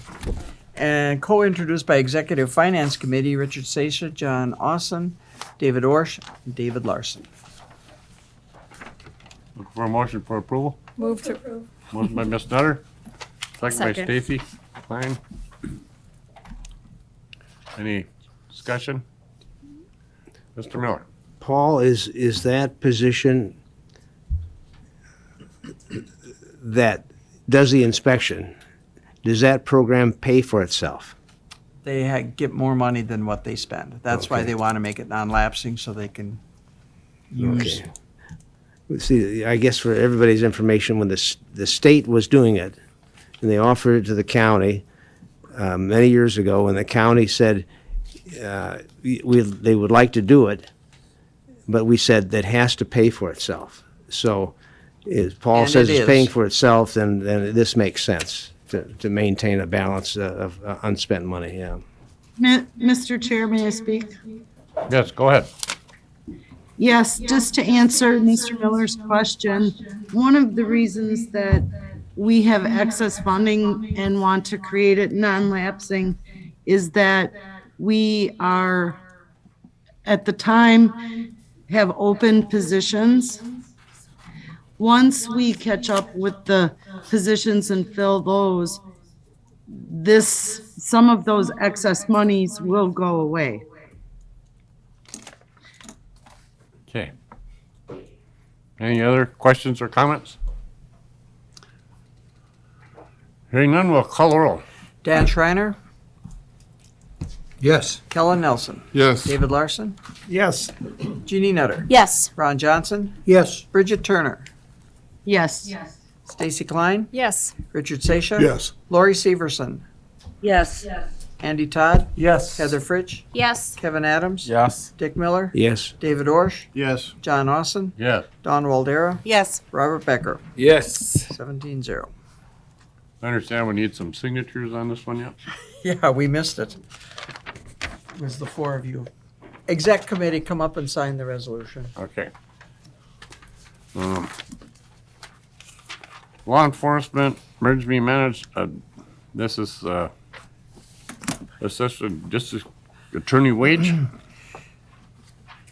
Whereas assistant district attorneys serve as the backbone of the state of Wisconsin ability to effectively prosecute cases in all of its 72 counties.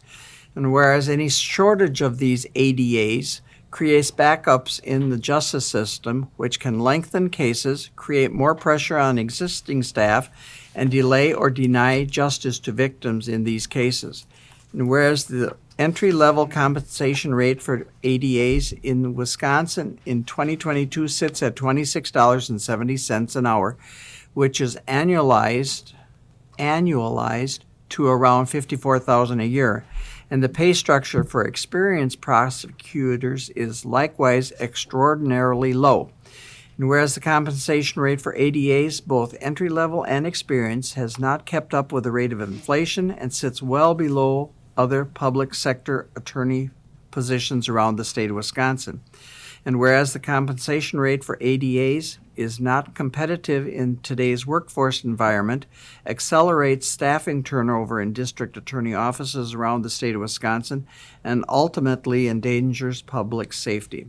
Now be it resolved that the state of Wisconsin is hereby requested to review and revise the entry-level compensation rate for assistant district attorneys and the pay schedule for experienced ADAs in order to make them competitive with other public sector attorney positions as well as to keep up with the rate of inflation. introduced by Law Enforcement Committee, Stacy Klein, Ron Johnson, Andy Todd, Dan Schreiner. Okay, motion to approve. Move to approve. Motion by Ms. Klein, second by Ms. Nutter. Any questions or comments? Go ahead there, John. Thank you, Mr. Rossen. I'll be brief. I was kept up all night by my 1.5-year-old, and I expect another long night tonight. So I always say I'll be brief, but I really mean it this time. This should be a pretty straightforward one. This is a resolution to convey this message to state legislators. As you all know,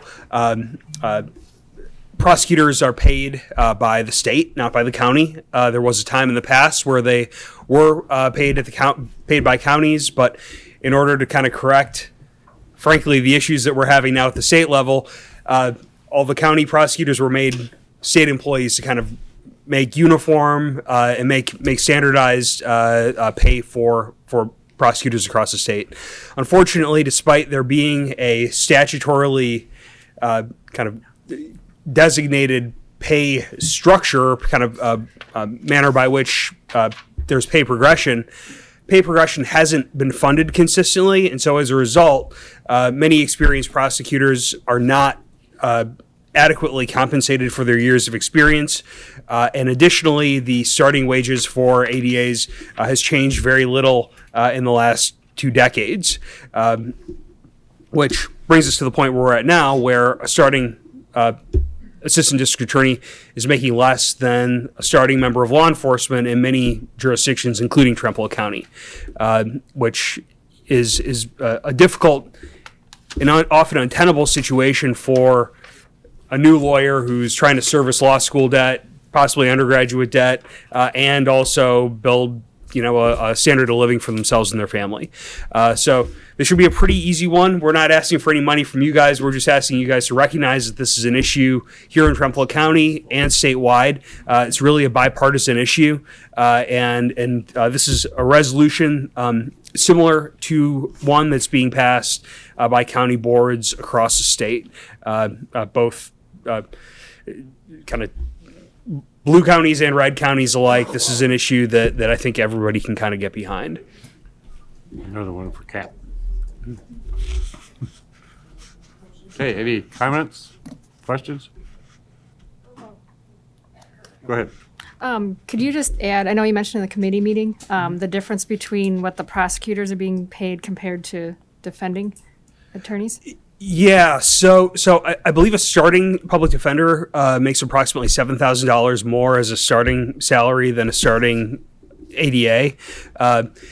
It's often kind of a game of, well, in the past it was kind of a game of catch up where as public defender's office would kind of raise their rates for a starting assistant public defender, then the state would kind of raise their rates. But unfortunately, the state hasn't raised its compensation rates for a very long time.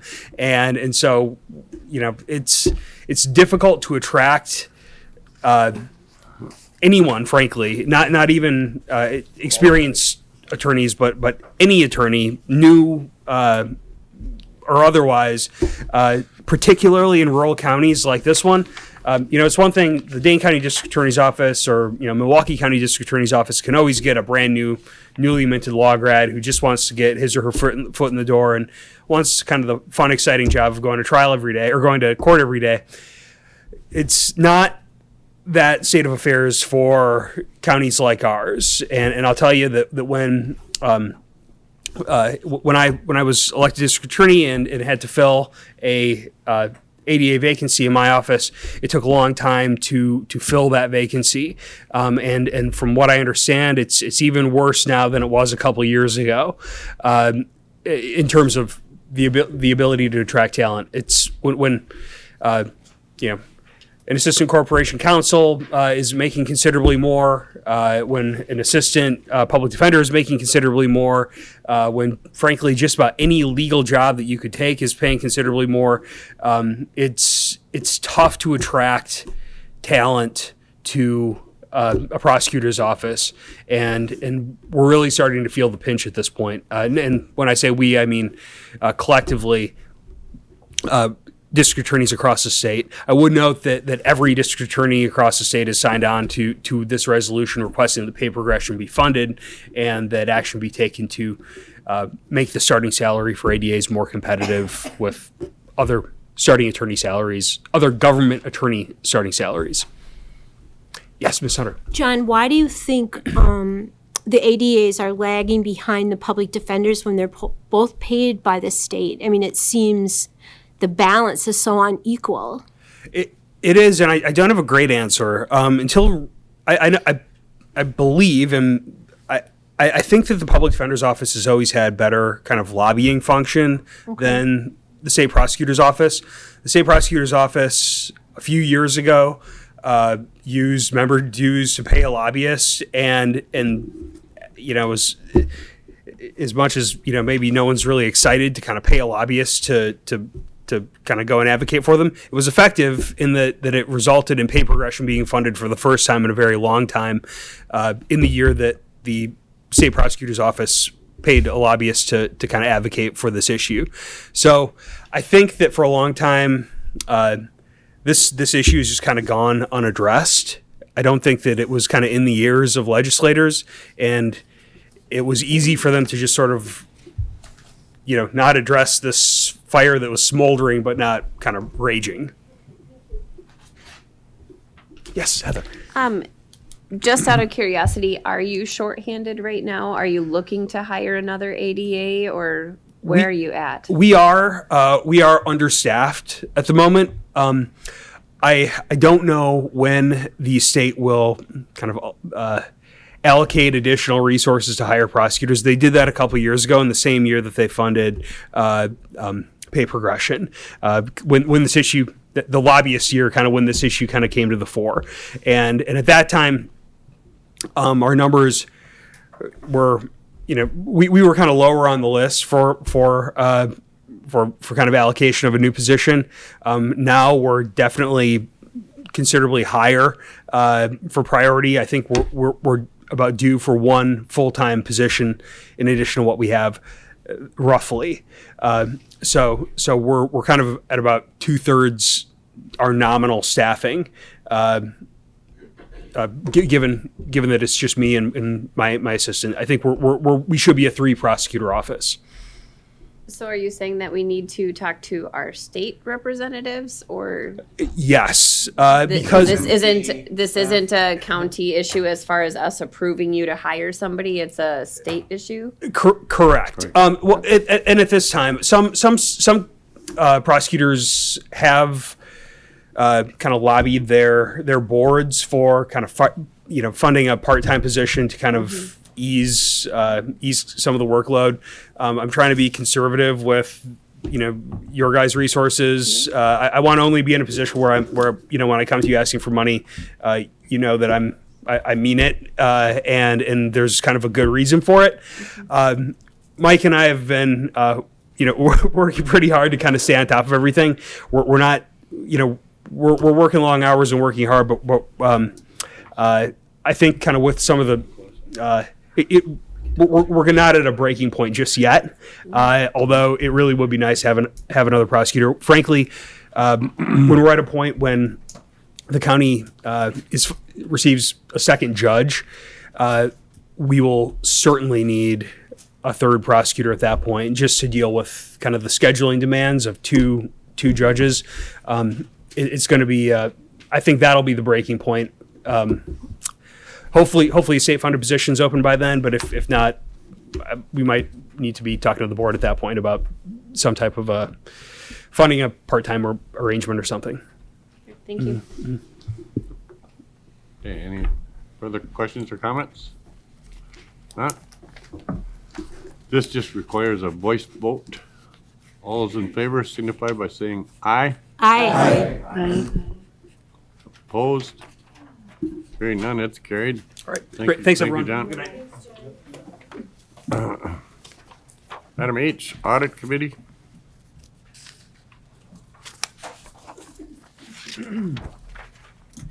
Whereas the audit committee has audited the following claims and recommend that they be allowed as follows. John Austin, $1,011.25. Kevin Adams, $206.25. Robert Becker, $275. Heather Fritsch, $263.75. Ron Johnson, $345. Stacy Klein, $180. David Larson, $372.50. Dick Miller, $122.50. Kellen Nelson, $920. Jeannie Nutter, $488.75. David Orsh, $217.52. Richard Seisha, $247.50. Dan Schreiner, $203.13. Lori Severson, 0. Andy Todd, $235. Bridget Turner, $280. Dawn Waldera, $58.75. Total per diems, $4,200. Total expenses, $1,226.90. Grand total, $5,426.90. Now be it resolved that the claims be allowed as shown. Introduced by Audit Committee, John Austin, Ron Johnson, Bridget Turner. Okay. Motion to approve? Second. Motion by Mr. Judge, seconded by Mr. Nelson. Discussion? Call the roll. Andy Todd. Oh, I didn't even look up until. Okay, Heather Fritsch? Yes. Kevin Adams? Yes. Dick Miller? Yes. David Orsh? Yes. John Austin? Yeah. Don Waldera? Yes. Robert Becker? Yes. Dan Schreiner? Yes. Kellen Nelson? Yes. David Larson? Yes. Jeannie Nutter? Yes. Ron Johnson? Yes. Bridget Turner? Yes. Stacy Klein? Yes. Richard Seisha? Yes. Lori Severson? Yes. Andy Todd? Yes. I came back around. Okay. Closed session, somebody will make a motion to go into. You want to go into closed session? Or Well, what now? it's whether you want to go into closed session for this or not. Well, Rick and I had it on there not knowing for sure where the discussion was gonna go. I was wondering about the order of it. You know, if we're better off starting out with the item I and then coming back to closed session. Basically, if something came up in discussion that warranted going into closed session. Can do it that way. You want to do item I first? That works. And If utilize that's it only if logical. needed. Only utilize it only if needed. Correct. Yep. That was my thought. Okay, that sounds good. Sounds good for me. We'll go down to item I from personnel bargaining. Amend the Trumbull County Ordinance 2.05 designated corporate counsel as administrative coordinator and a job description approved. Whereas state statute requires counties to have either a county executive, county administrator, or administrative coordinator to assist in managing the affairs of the county. And whereas in 1986, Trumbull County utilized the appointment of an administrative coordinator, and in 2001 designated the county clerk for this position. Whereas Trumbull County Ordinance 2.05 allows the county board to designate an elected or appointed officer as administrative coordinator at any time by amending this ordinance. And whereas when the county created the position of administrative coordinator, no specific job duties and responsibilities were assigned to the position. And whereas Trumbull County has a need for more detailed assistance with managing the affairs of the county, and whereas the attached job description sets forth the job duties and responsibilities for the admin coordinator to assist with managing the affairs of the county. Whereas the designation of corporate counsel as administrative coordinator would be an effective and efficient way of fulfilling the county's need for such assistance. Now be it resolved that the Trumbull County Board of Supervisors hereby amends Trempealeau County Ordinance 2.05 by designating Corporation Counsel as administrative coordinator for Trempealeau County. And be it further resolved that the attached job description for administrative coordinator position be approved. Introduced by Personnel Bargaining Committee, Kellen Nelson, John Austin, Heather Fritsch, Jeannie Nutter. Okay. Move to approve. I'll second. Motion by Mr. Nelson, second by Ms. Nutter. Discussion? I suppose I could start, this is something I kind of brought up between Corp Counsel and myself. I figured we need some place other than HR for department heads to go and voice their concerns. So I wanted to put somebody in charge of basically to oversee department heads besides. So, yes, Ms. Waldeck. I had actually just recently been asking for essentially a roster, like who reports to who, structure, right? And Paul has not been able to locate that document for me. So the reason I bring that up is that I do think it's important that there be a very well-defined reporting structure and everybody needs to be accountable to somebody else. I agree that action needs to be taken. What I'm concerned about is that this is being brought forward in a way that doesn't feel like we've had time to give it consideration or to understand what other options there might be. And further, I wonder why we designate in here someone to take that role rather than ask for people who might have interest in it. Can I understand that? Go ahead, Mr. Nelson. Rick, I don't know if this is a question that you should answer with regard to that. It has been discussed within the Personnel Committee. This is not a new problem. It ties directly to the HR department, and we think it can help alleviate some of the problems we've had keeping HR staff. So I'd let Rick maybe elaborate. Sure. I think everybody knows that Krista Weisenberger has given her notice and will be leaving at the end of January.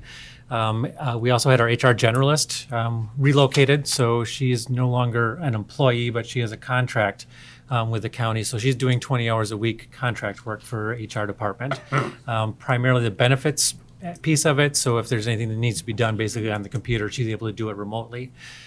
We had a new generalist that was supposed to start next Tuesday, was offered some money, additional money from her current employer, and has chosen to stay with her current employer. So Lisa is technically the only person in the HR department at the moment. I was appointed by personnel bargaining as the interim until we can get things kind of move forward. And so that's kind of what restarted this conversation, is that we've now gone through a number, and Jean, you can probably speak a little bit more to this, a number of human resources directors in a relatively short period of time. And so just kind of wondering where those concerns or what the issues were. And so that's when this conversation started up again. And so then it was talked about whether or not utilizing, well, let me back up. So in the short time that I've been the interim for HR director, I can tell you that the current structure of that office is not workable. It's not sustainable. I can tell you that what we're doing right now is not sustainable at all. But so the restructuring, what that would look like would be that there would be an HR generalist. That if you look at that original job description, there is more there than any person should ever actually have to do in the first place. When I read through the job description, because we had to repost it, I guess I had never read it before, and I was surprised at how much job duties and responsibilities there were. They were in charge of benefits as well as recruiting, and then there was the director, and then there's the assistant, who is Lisa, and Lisa's been helping out a lot with that. So a restructuring that makes sense, and I've talked to both Krista, Kayla, other counties and what they do. Having an HR generalist who is primarily responsible for benefits, and then having an actual HR recruiter who actually is responsible for the recruitment aspect of it, which right now I think we have 22 positions that we're currently recruiting for within the county. So that is a full-time job in and of itself. And then the HR assistant, which is an existing staff member as well. That would, again, based on those conversations, that would make a lot of sense. Dividing up the job duties that were all under the one between the two, and then also maintaining the director in a bit of a lesser capacity, more of the supervisory role versus actively involved in recruiting and those types of things. Again, just based on my conversations, that seems to make sense. So that also kind of precipitated this conversation regarding the administrative coordinator, because of the fact that essentially down to one staff member in HR, thought that maybe now was the time to have that conversation before moving forward with too many different recruitment options. So that's a little bit of a background. I'll let someone else jump in as needed. The only other thing, and this is, I know this is all new, I had reached out to Carlson Detman because I wouldn't know where this position would even fall and when it comes to wage scale. Unfortunately, they haven't gotten back to me with any numbers yet. But I did because I figured there was going to be questions about cost that might be asked, and so I thought I would at least just provide an example. So I just used a salary. I picked it out of the air. I don't have any basis for it, but I used a salary that if it went as proposed, and I can go through some detail on it, it actually would end up saving the county almost $50,000 because the administrative coordinator, if corp counsel were appointed, then that would be essentially one and the same position. So the budgeting for that person would be the same thing. There wouldn't be separate budgets for it, in my opinion. They would also be HR director with a lessened capacity role than what the current one is. So there would be some lessened capacity, but there still would be some salary of the administrative coordinator designated out of the HR budget. And then if it happens to be me, because I'm child support director, some of the budget for that position would also come out of the child support budget, which it already does right now for my corp counsel role. So long story is when you start crunching the numbers as to where those numbers go, I allotted 50% for corp counsel / administrative coordinator, 30% for child support, and 20% for human resources. That just made some sense to me based on the job duties and responsibilities under the proposed structure. If you crunch the numbers on those, taking those percentages of the 125 out of each of those respective budgets, it will decrease each of those budgets respectively for a total of about $49,000 some dollars. Just in wages, I didn't have the time to go through the benefits portion of it. Presumably that would be a reduction as well if the wages are going down. But again, I didn't have the time to do that, unfortunately. So again, those are just some rough numbers. And I used 125 just as if this is what it is, this would be the impact. So whatever that number happens to be. So. I would just, it would be nice to have, it would be nice to see the figures on paper and see exactly how you're gonna break it all down. Sure. So we can really have time to soak it in and look at it, you know? Yep. I mean, And you're not gonna do nothing with it tonight. And I printed off just my rough numbers, just thinking, but the only thing I want to say is that they aren't the hard and fast ones, but I can certainly pass out, I just threw down To what make a my. decision like this, I think we need, I would like to see a breakdown of how that's all gonna work and who's gonna be, who's reports to who and how it all works. Yes. I mean, it sounds like a good idea, but it just, for me personally, I'm not comfortable voting and making changes like that without having some time to even think it out. This is kind of just thrown at us. I think we need a little more time. I mean, it doesn't have to be done tonight, I don't think, does it? And I think my understanding, Kellen, I'm sorry, I didn't mean to jump in there. I think part of the reason the personnel bargaining thought to at least bring it to the board for consideration was because of the I don't want to say turmoil, but the lack of staffing in the HR department and trying to move forward with what would be appropriate in that department. And so that was part of the reason why. I would say that's a large part of the reason why, out of respect for the sole survivor in that department. Yeah, you don't want to lose Lisa either. Who's performing way above what her duties should have been. It's a little bit out of respect to her to try and move along as fast as we can. Thank you. This is not intended to be an additional cost type project. That was not, or even a cost saving type change. That wasn't the reason for it. Stability and having a way to maybe retain people in HR for longer than a year to two. I think Jeannie was quick to mention that we've had 5. Ms. Nutter?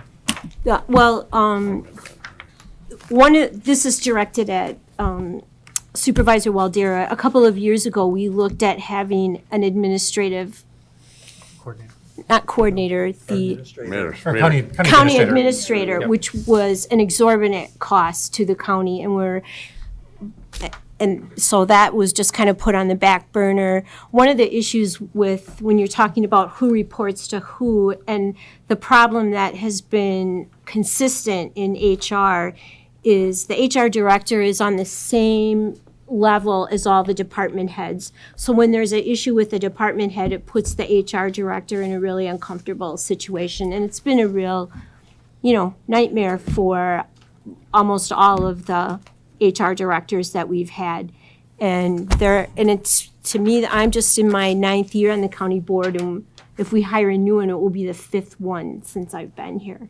Yeah, absolutely no opposition on my end for needing to take action. Good, I just feel like potentially we should consider investigating that action at a greater level before we take a specific action. I'm not saying that we couldn't even take part action and say, yes, let's begin recruiting for the HR department in that fashion, but could we give it additional consideration for what other options might be out there and what other structures might be appropriate before we act to that level? And I think what is really intriguing to me is having the recruiter position, because that we have historically had a lot of turnover at the county, and that really is a full-time position, and it's been really difficult.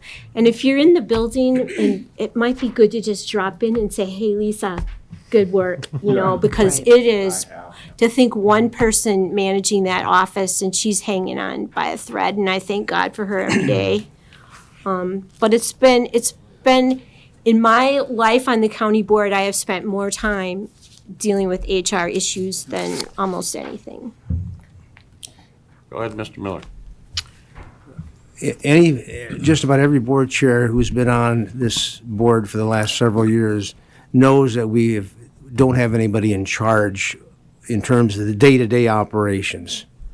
And the board chair is not empowered by this board to take that role. So you kind of walk a tightrope, I think, John. I think you have, as well as the rest of us who've served in this as chair. This is a long time in coming, and I thank you guys for bringing it up. And I would agree with Ms. Maldura that this actually shocked the bejeebies out of me that you brought it up tonight. And it's a long time in coming, and I appreciate that. But I would move, and this is not in opposition, but I would move that we table this until next meeting. And I know it's a handicap for the rest of you, but I'm sorry, but as a board, I think we need to have a chance to freshen our memories of what's happened in the past, as well as study what is before us today. So I support the serious consideration of this. And actually, interesting, Ms. Nutter pointed out that it was the expense of the position in the past that killed it. That this price here is about the price of we were looking at back about 4 years ago. So I don't think it's a price. I think the board as a whole put the quash, or killed the whole idea. It wasn't just the money, but now I think we've got people who are aggressive and want to see something happen, and I appreciate that. But I did make a motion, by the way. Can I just, instead of table, can you postpone? Yeah, postpone. Postpone would be the proper Yes, use thank of you. the Until motion. next So, meeting. yeah. Mhm, correct. Ms. Fitz. You have to ask for a second, I think, Mr. Chair. Could you tell me what your motion is? The motion is postponed until next meeting. Are we on for discussion now? Is there any discussion on postponing? Yes. I have. I gotta look and see. I can tell you in a second. So I got it here too, yeah. I got my manual here. Get to the right spot. Yeah, the cheat card, yeah. So if it's postponed, that means she sits on I'm not gonna get to the VPN. Yes, it can be. According to I don't think. You can what? WCA, it says it can be discussed, yeah. What, do We you can say still it can't discuss- be discussed? It can can. be postponed.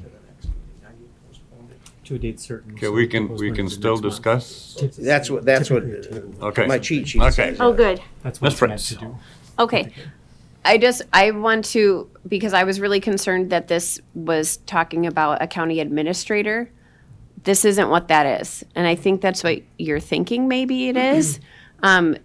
If you could clarify, Mr. Niemeyer, this is solely for department heads. This isn't for a full-blown county administrator, because I agreed that would need to be a much bigger discussion and over a much longer period of time. So I wasn't in favor of getting a county administrator. This is supposed to be, and maybe we can get that, very clear, only for department heads, and he would still be beholden to the executive committee. And if we didn't, we would have to give them direction on what they can actually do. And if we disagree with what they're doing, they're not allowed to do that. And you bring up one good point that I want to make sure it's clear, and it's in the job description. This administrative coordinator would have zero authority to discipline a department head, zero. That would still be left up to our current processes. So that would not be part of the job description. So I just want to make sure that that's understood. Go ahead, Ms. Nair. So I just need to understand if this is postponed until our January meeting, which I think is like the 19th or something like that. You're going to talk about that. Oh, all right. So that means, and I hope Lisa's not listening, she would be alone in that office until we filled positions maybe in February, maybe March. Well, we currently have our recruiting for a generalist. Okay. We, technically, the personnel bargaining, we did approve the recruiter position. Right. I mean, so we could, Okay, but I haven't, because I wanted to make sure that everybody was comfortable with at least the the restructuring of the HR department. But again, too, that's up to the powers that be to decide that. And statutes allow for us to have an administrative coordinator, which was Paul, who never has enough time in the day. And especially with how elections are coming, you could speak for yourself, but I see your office. I don't know when you'd have time to do this. So it's critical to have since we are authorized by the statutes to have this position, to have somebody in it with some duties and responsibilities. This county board has been negligent in years for never giving any kind of responsibilities or duties to Paul to fulfill his obligation as administrative coordinator. And you would agree, I believe. There is your title, but you have no responsibility. It's just irresponsible on the board's part to have never taken this up for the last 15, I don't know how long 21 years as an administrative coordinator and never had any responsibilities assigned to him. Bad. Very bad. So we need to help the HR department. It is shambles. And we need to have a strong, healthy HR department so that we have a strong, healthy workforce. Mr. Nelson. One thing to recognize that if we do move forward and postpone this, with 22 openings currently, we'll go up, go down, whatever, more than likely other departments are going to have to lower their expectations for getting restaffed as well, because they simply cannot get through applicants. They can't recruit, they can't review them, they can't get through the processes. So there's a real issue of not having adequate HR staff. Now, that's not to say we can't work through it. If the board chooses to postpone, we can. But be prepared for that consequence to the rest of the departments who are short-staffed. That's not threat, it's just the way it is, because there's nobody there. So, and we do have the generalist position out, which hopefully we will get filled. And, but then you're still training a new person, and there's technically no one there to train that person right now. That's if the journalist gets hired or doesn't turn it down. Ms. Valderas next. I apologize, I'm not completely up to date on etiquette, but as far as motions are concerned, I don't have a problem with restructuring the Human Resources Department tonight.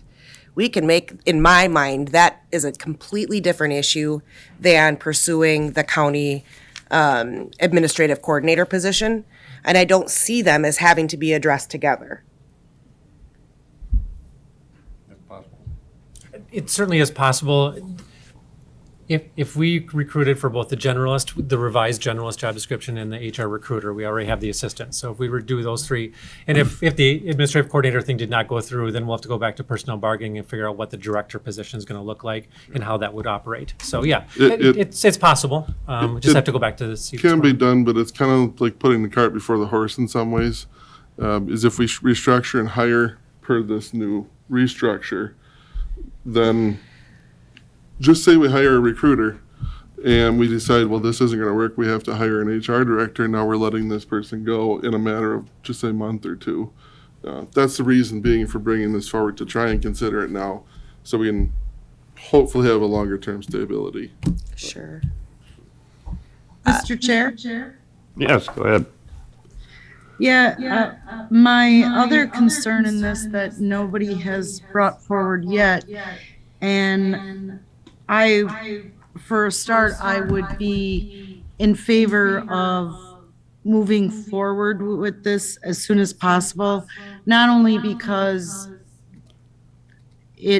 we may lose another HR person, i.e. Lisa. In the meantime, delaying this, obviously we don't want to make a harsh decision rapidly, but I believe that we owe it to the county employees. There's more to recruiting and what the directors are doing and someone to answer to somebody else. One of my biggest concerns is the delay of employees that need to take a medical leave or a family leave. If you have such short staff, that paperwork and those applications are not being processed in a timely manner. And so that it hurts all of our employees within the county. Thank you. Okay, Ms. Waldera again. I completely agree that that's very true. Has there been consideration to temp staff? Because even opening a position in this quick of a fashion and making these changes isn't going to fill the position necessarily with somebody who has experience and is able to implement the actions that need to be taken timely, especially given potential training periods that are necessary. So is there an opportunity to bridge that gap while we're looking at what the structure should look like through the use of a temp? I myself have not done it. I've only been on the role for about 2 weeks now, but I have not looked into the possibility of a temporary staffing solution. We still have under contract, our past generalist Right. is still under part-time contract out of Massachusetts, I think. Boston? Go ahead. I believe we, Go ahead. Mr. Nelson, I believe we extended We have, her part-time position. We've given her more time. we'll because revisit it monthly. Okay. I didn't mean to I wasn't Nope, trying to sure. interrupt you. I just wanted to make sure that I knew what I was talking about, that we did just recently extend her time. And she is like, I would give her $1 million if she would come back, but she's not going to leave her husband and come back to Wisconsin. For $1 million? She was a gem, and we should be thankful that she is still doing the benefits piece of this because, that's another full-time position in October and September when employees get their benefit package. Okay, Mr. Miller had a comment? I thought I had it about 10 minutes ago, but maybe I've lost it here. It's getting later than we think. We have had fairly long lists of open, vacant positions for quite some time. I know in human services, in the healthcare center, it's not that they haven't made an effort to find people. It's more they can't find the people who are qualified for these positions. And I think this is true throughout the state of Wisconsin and the United States right now. Mm-hmm. Now, I hear tonight people saying it's an emergency. We've had an emergency for quite some time. I want to be able to study this over and discuss it so after I know what's in here. Now, to me, that's only reasonable. And I heard that Ms. Waldera suggested that to start with, and that's why I made the motion. We're talking about 30 days. If there are options for temp positions to help, Mr. Niemeyer can maybe look into that in terms of temp positions.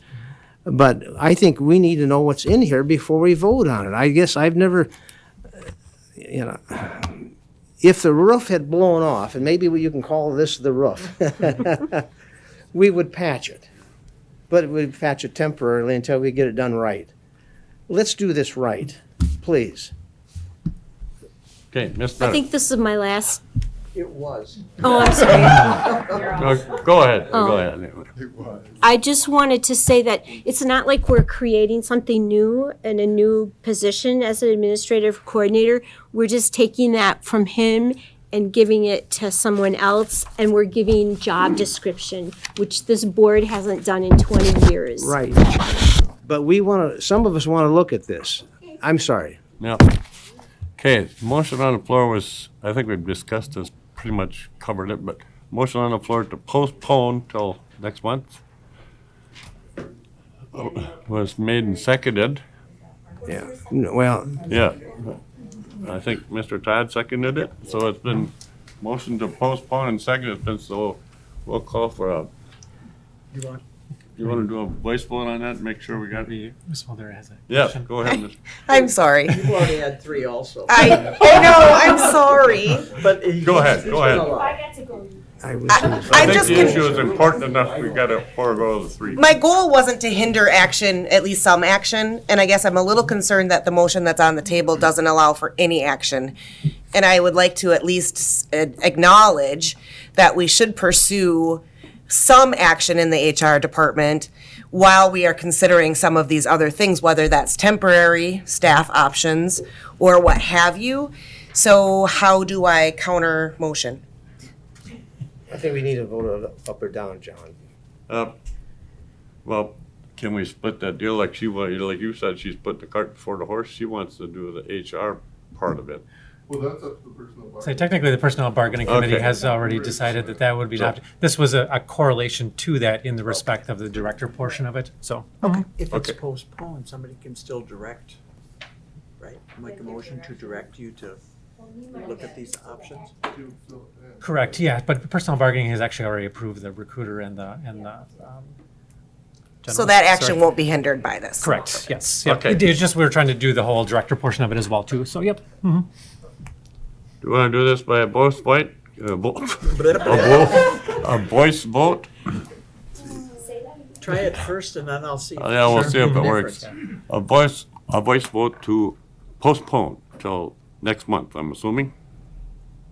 Yes, that's what. Okay. All those in favor signify by saying aye. Aye. Opposed? Aye.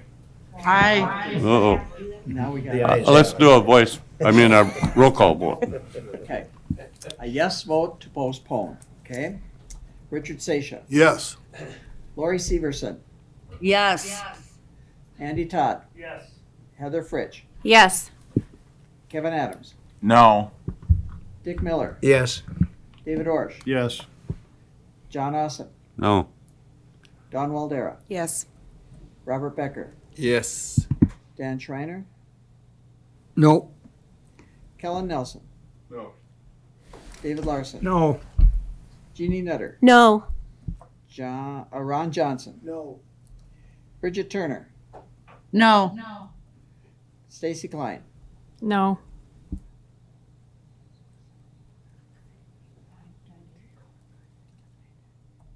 Eight yes, 9 no. And it sounded about that. Yeah, it sounded pretty. Well, I was going. Okay, so we're back to We're back to. square one. Back to square one. Mr. Chair? Yeah. So in the interest of moving forward in some sort of fashion, and hearing, obviously, we're pretty split, and there's value in talking about it. Would it be helpful or possible to revisit this, but establish a trial period and basically test this? Basically, Rick's doing this right now, with the exception of one job, and that's the enforcement of director oversight, which right now there's no issues with. So right now he's doing it. Nothing would essentially change except some budgetary numbers, and even that we could probably let ride for the time being. Is kind of where my head's at anyway. I don't know if anyone else would think otherwise. But this essentially, what we proposed wasn't any major changes whatsoever. I get where it can be read, where it's going to do more. It's quite limited in scope. And this is not without a lot of consideration from the Personnel Bargaining Committee and with Corp Counsel. Just throw out there that if we could try this as an interim type thing as opposed to a permanent solution. A permanent solution should be discussed. And this is also not, even if we did pass this as approved, nothing's set in stone. So just throwing that out there as well. Chair. Yeah. So, a couple of thoughts that I had on this, and this came up in discussion in the Finance Committee too, is, Rick's got a full plate. And Rick, we fully recognize that we've given you additional duties already. In my opinion, we're diluting your effectiveness on the responsibilities you do have by adding yet another responsibility. And I'm not saying you're not capable of doing it. I really care about your bandwidth of time. That said, I also want us to recognize that had we not had the unfortunate circumstance of losing the people in HR, we probably wouldn't be talking about this. I'm guessing on that. Maybe we would, but we probably wouldn't be. So I really would, I voted to postpone because I want to see a structure in HR that will give us the vision that we need to have for the next 4 or 5 years. I'm not in a disagreement that maybe we have somebody like Rick be an interim person there, but let's have that structure set up. And then let's go for that. Let's get the right people hired, the right people in position. Let's fund it, and let's do it the right way. So that's my comments. That's all I got. Okay, Ms. Klein. My thoughts were similar to Kellen's, whereas if Rick is already doing this job, would there be anything wrong with, say, if hypothetically we passed it tonight, and then if we wanted to make any adjustments to this later, we could do that? You can always make adjustments. Right, yeah. Have something in place going forward. If you don't mind, I said, David, I do appreciate that because I agree with you. When we were talking about this personal bargaining, I said the only way this works is if HR is restructured. I can't do it. Oh, I can't do it the way it is now. Now it's crazy. But yeah, the only way it could possibly work is if they restructure the HR department. So that was part of the whole piece of it, was because I agree. I gave it a lot of thought. It wasn't something I thought about easily. And I've been asked by numerous people. It's like, do you have the time to do this? And that's why I said I go only if the pieces are in place. There was some restructuring in the child support agency. That has been working out wonderfully. Penny has been a rock star in helping me out. She does the day-to-day stuff, and I do the director stuff over there. And then with having the assistant corp counsel, again, without those two other pieces, again, this wouldn't be possible. So those two things are nice to have. And so this was kind of if this is what we're going to do, this was the last piece that needed to happen in order to accomplish. Otherwise, yeah, it won't work otherwise. So I agree. It's otherwise it would be too much. Mm-hmm. Yes, Nader. I think Supervisor Orish, we would still be in this situation. It's a historical problem within the HR department that we have given the HR director some responsibilities that really don't work for that person to be responsible when there are complaints or issues or whatever come in regarding department heads. It's an unattainable situation for any HR director. We have not structured that department correctly. And I could safely say that people have left because of that. And it's, it's a real struggle. So we really need to, and I think how we gave this so much consideration in our personnel bargaining, talking about, it was like a dream to me to hear that we would have a position that just looks at hiring and recruiting, because that really is a full-time job. And then having somebody just focus on benefits, and then having a person like Lisa who can do a little bit of everything now, we have to fix this. And I've always wanted to have some kind of either an administrative coordinator or the county, not executive, because that's elected, county administrator. We just need to, how we have a hierarchy here, Supervisor Waldera, is a mess, and it shouldn't be our jobs is not, as county board supervisors, we are not to micromanage department heads, staff. We shouldn't be getting in the minutia of everyday stuff, and yet we do. And we need to get out of that. Especially you, the county board chair, who gets drawn into all of this. Let's hold that. Oh, go ahead. I saw your hand first. You get a new 3 now. Again. Oh, good, thank you. So, again, I want to take and separate the human resources piece from the county supervisor or county coordinator piece. Because what I'm hearing is that the decision that was made about human resources and that restructure has been made. And that is not what's up for discussion here tonight. So your concern about that is valid, but that's not what's on the table. My question then goes back to if we've had Mr. Severson as our administrative coordinator for 21 years, but we've not given him the tools to do that work. Why are we not giving him the tools to do that work now and instead are assigning somebody else to the work? I don't understand how we got from A to B. At some point, it used to be board chairs had this duty years ago, and I think it got to be some state It was- statute or something, it couldn't be elected. Attorney General said that it couldn't be a board member. Yeah, so it got, That's how I got it. yeah.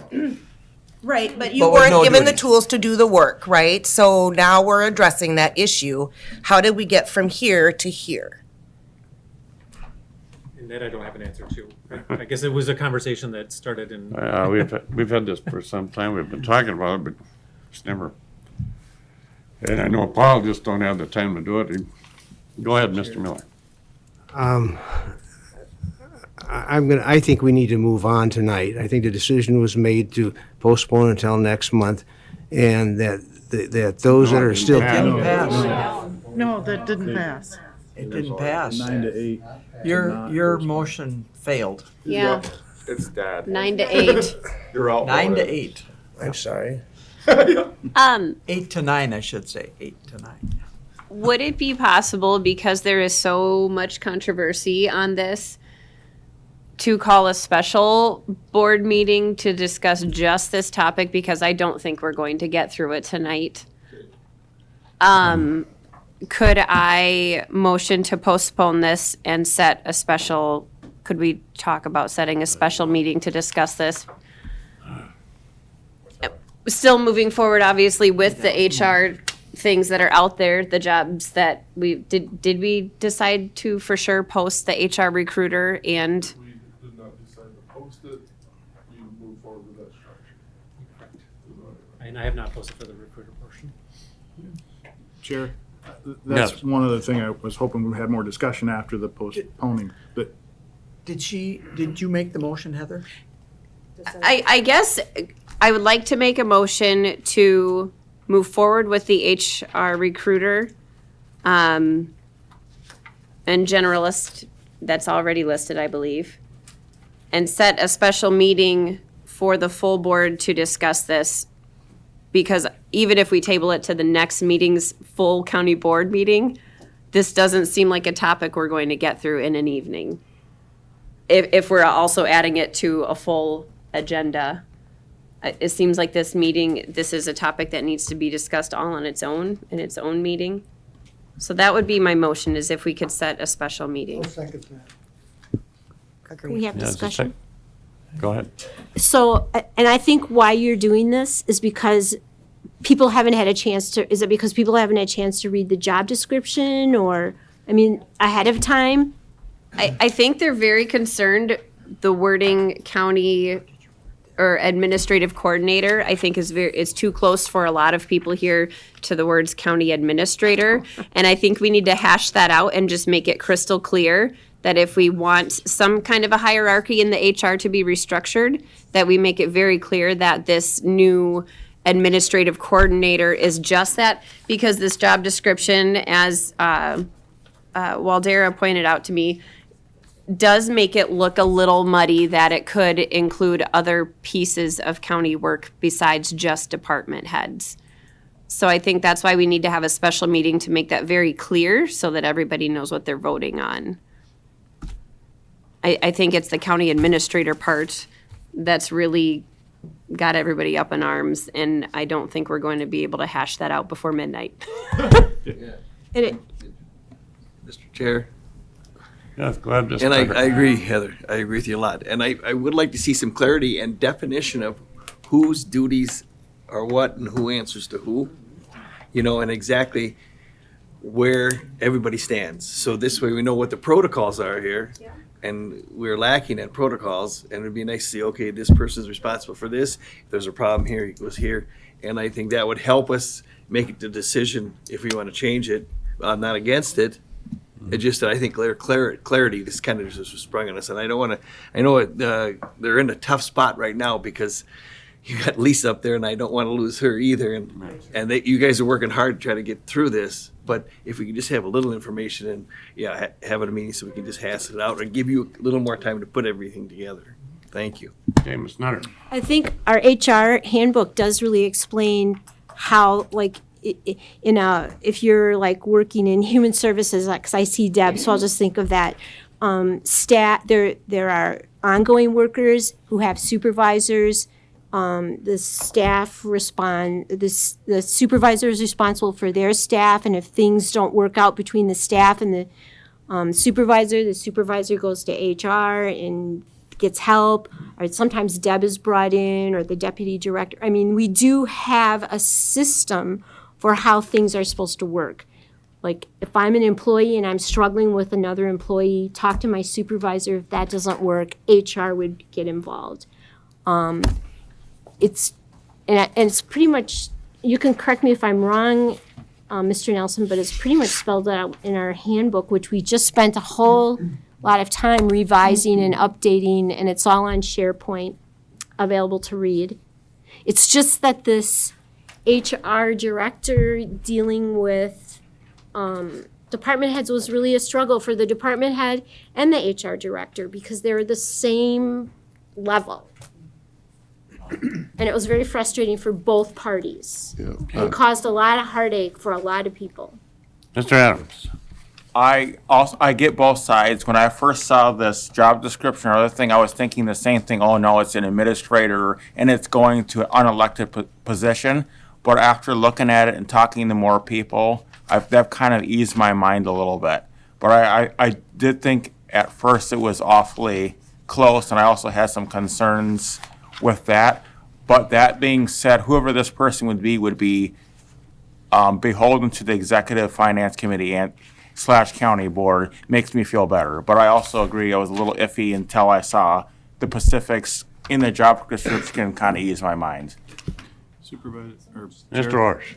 Yeah, again, I'm just got this tonight, so I'm just trying to read through it quick now before we vote.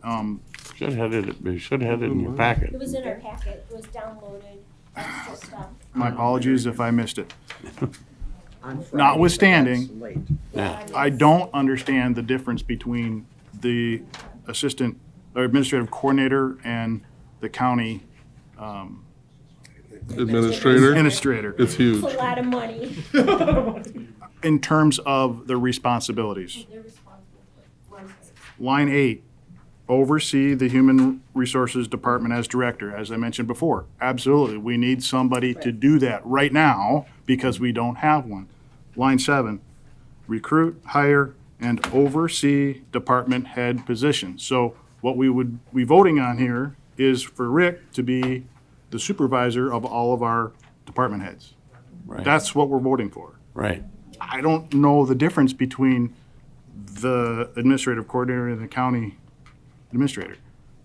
So am I mistaken that there's more to an administrator role? Yeah, administrator would be the one that would issue any disciplinary action against any department heads, and that's. We would still follow our normal procedures in our handbook and when it comes to any kind of disciplinary action.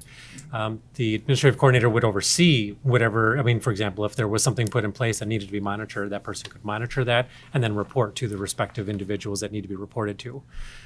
So that would be one aspect of it. The other would be, quite frankly, with the county administrator, we would revamp our committees because the committees actually would lose a fair amount of duties and responsibilities under a county administrator. And so that would all have to be looked at if that were to be the case, and that's not going to be touched at all here.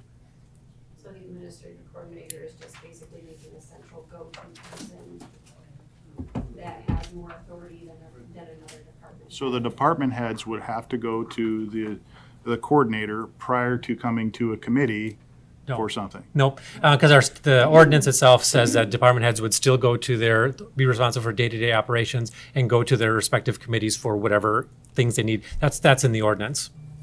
And that was actually in the ordinance previous too. So there should be an ordinance attached to the job, or There is. yeah, attached to it as well.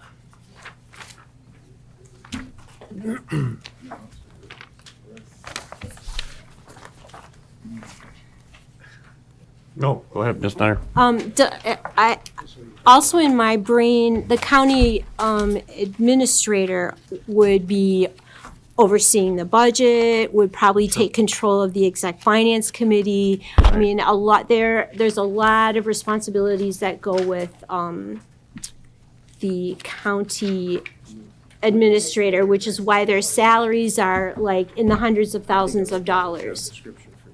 Yeah, that's a good point. They would actually put together the budget and bring it to the Yep, exec they're committee. responsible for the budget, that they would take away a lot of responsibility from our exec finance committee and other committees. Correct. Basically, all committees. Yeah, So, it's a totally different job from the county coordinator. we had a motion on the floor to come up with a special meeting. I don't know how agreeable I am to that, it's just more expense, but, yes. Kellen asked a question about the possibility of an interim or short-term in the mean. I didn't hear any kind of an answer. Is that possible? Is it not possible? To just do this temporarily? To do it- Well, I don't think anything's set in stone. We can change anything. Even if you vote for this and you said, well, 2 months from now, no, I don't like it, we can change it. Get rid of it. You know. But nothing we do is set in stone. To answer your question, yes, that is possible. Okay, well, there's a motion on the floor for right now, Sure. so. Yeah, the motion on the floor is to have a special meeting, and I think that was actually seconded. Yes. Uh, But it was also to go forward with the HR recruiter part Yeah. and hiring. We've already done that in That person. part is basically already done. That was, That's the motion. I Oh, you would- wanted him to do it? Yeah. Okay. that was in her motion, yes. Just to try to move it forward a little bit as we're trying to figure this out. Get some people in that office. He said he's only listed the general list right now. Anyway, going back to our motion to have a special meeting, it's been, we had a first and a second. Is there any discussion on that, just on the, having a special meeting? Do you want to continue and hash it out tonight, or you want to have a special meeting, or can we postpone it? You call the question? What about the For the, that's for the postponement? Or for the special meeting? Okay. Do you have a date? It would, as soon as possible. I mean, this does need to be Some of addressed. us do work during the day. Just, it's gonna be hard for some of us to have day jobs to have a special meeting. Just saying. So? Do you want to jump ahead and find out when you're going to meet here? Here Well, or here? Anyway, Remember, I'm going to be gone on the 23rd. this might change things anyway. I'm gonna go down to where, the next meeting, where was that at? It's way at the bottom. Actually, the 23rd does not work. It was moved to the 23rd because Martin Luther King Day on the 16th, which is actually, We're closed. we're not really, well, it's Martin Luther King Day, they have training, they're here anyway. The only one that probably doesn't want to be here would be the TV studio, but the 23rd and 24th, and 25th, the Highway Committee is gone, which is 5 of the board members here. So, January? of January. So That doesn't work, so I'm saying we should still have the meeting on the 16th of Martin Luther King I Day. think we met on Martin Luther King Day last year. Yeah, We didn't? so, It was the week later, it was the 24th. I'm fine with it. but anyway, I'm in favor of having, if that works, let's have a regular board meeting on the 16th, which is basically not that far away. You know, At 7, or do we want to start at 6? Like, do we want to start earlier? Well, I have to work during the day. I want to vote on this right now.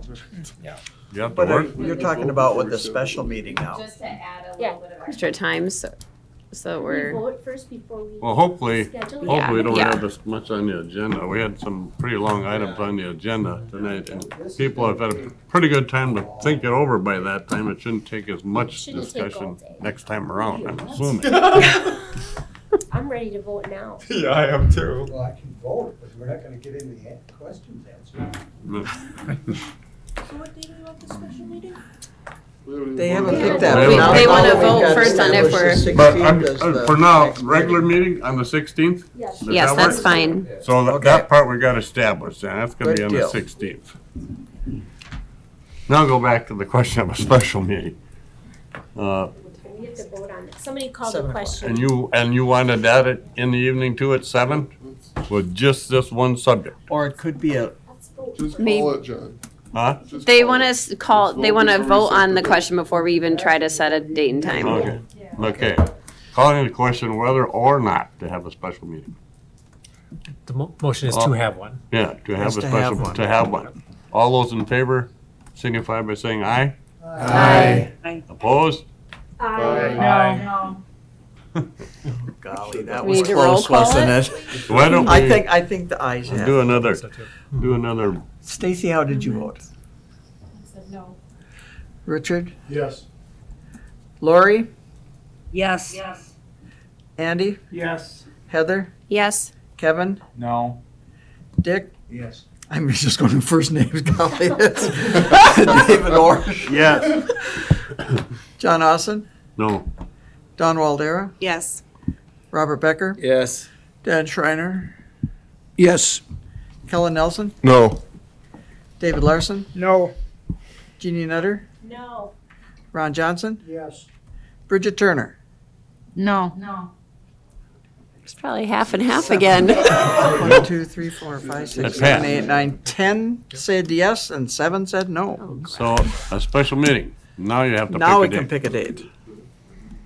And you want it in the evening, I understand. Luck. Yeah, me too, yeah. Is there And is there an probably evening 7 that p.m. would work a little earlier than starting at 7? Like Yeah, it if we doesn't could have to start be it. on a Monday. You know, Yeah, I mean, is there an Tuesday, evening? Wednesday, Right. a Wednesday? If we could start at 6 or something maybe, or Are we talking or January? 4. Yeah, because you'd want it Probably. before We your we January have the meeting, last right? week of December. Right. So we have maybe there ain't nothing, oh geez, not. Oh, that last week in December? What we have left in December, there ain't time in December. We have the 26th, 27th, 28th, 29th, and 30th of We're closed on December. the 26th. Okay, we have we have Well, Tuesday we're coming through in on Martin Friday. Luther King Day, so. Oh, that's right. Forget about the Christmas. Mr. Chair, Bridget wants to say something. Go ahead, Bridget. I propose 6 or 7 p.m. on January 9th. What day of the week? That's a Monday? Is that, You won't be here? That's a Monday night. Does that interfere with other committees? We can't do it without Colin Okay. Nelson, and he won't be here because he's the chair of the committee. Gotcha. Okay. how about sometime during the week of the January 1st? The sooner the better. We're closed on the first, second.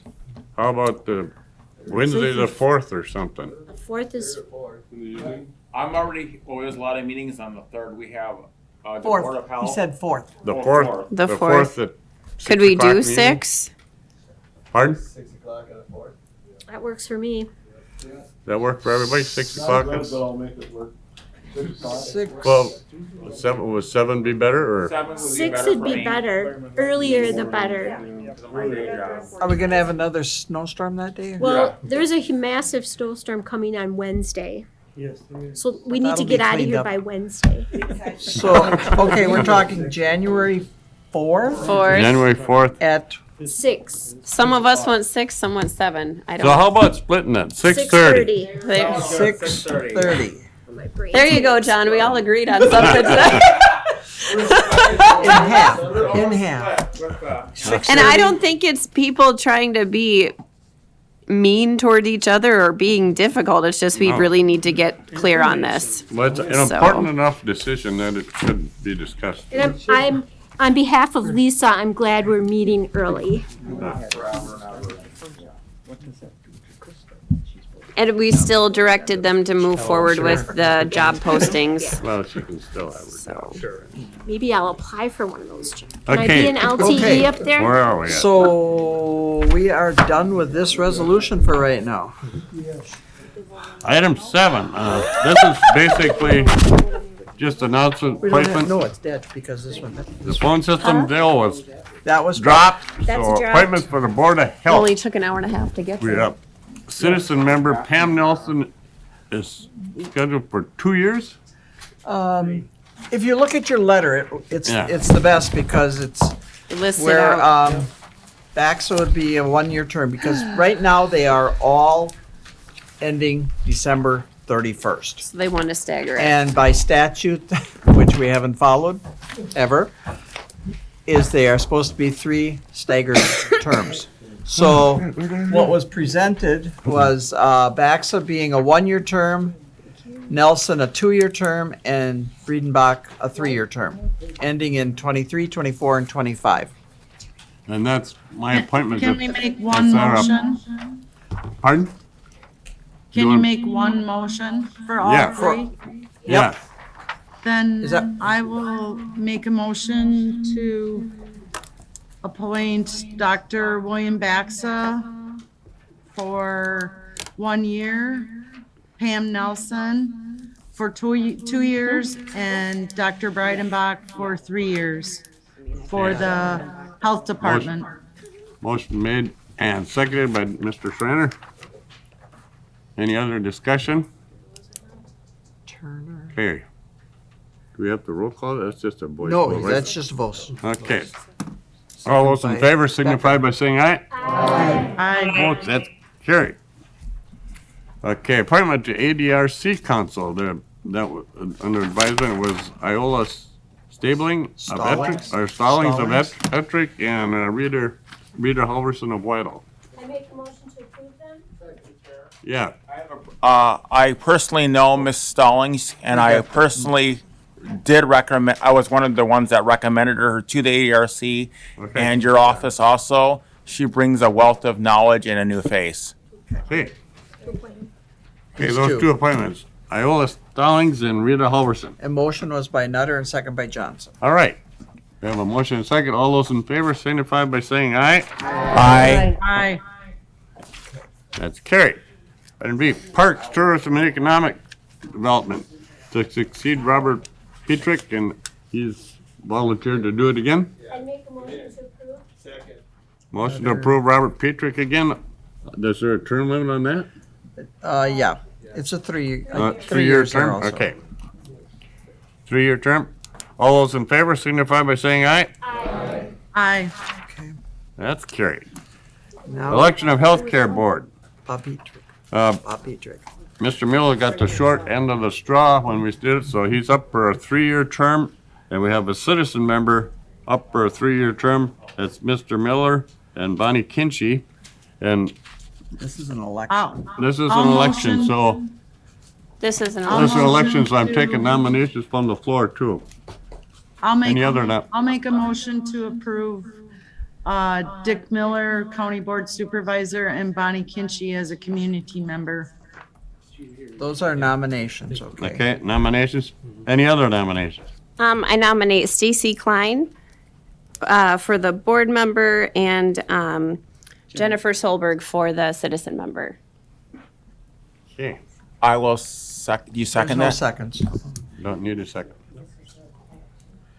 Now you can ask. Now we're gonna have to have a Ballots up. ballot. No, you gotta ask 3 times. Oh, is there any other nominations? Any other You nominations? gotta get the ballot up. Citizens. Any other nominations? you I think they actually, you don't have to do that. What? You don't have to do that anymore. Are you sure? Yeah. When did that statute change? I It don't wasn't know. a statute. It was just, They don't know where it came from. Okay. oh, So, are you on which one? okay. You'll have Well, yeah, one, maybe, Kenji. maybe you'd like to introduce Without yourself. 17. Would you like to come up and introduce yourself? Some, no, Okay, Bridget and Lori. push that wanna know how mic they're on, gonna push vote? that mic on there so they can hear you. And then Dick Miller. All right. I'm Jennifer Solberg. I'm really, really tired too, so hopefully.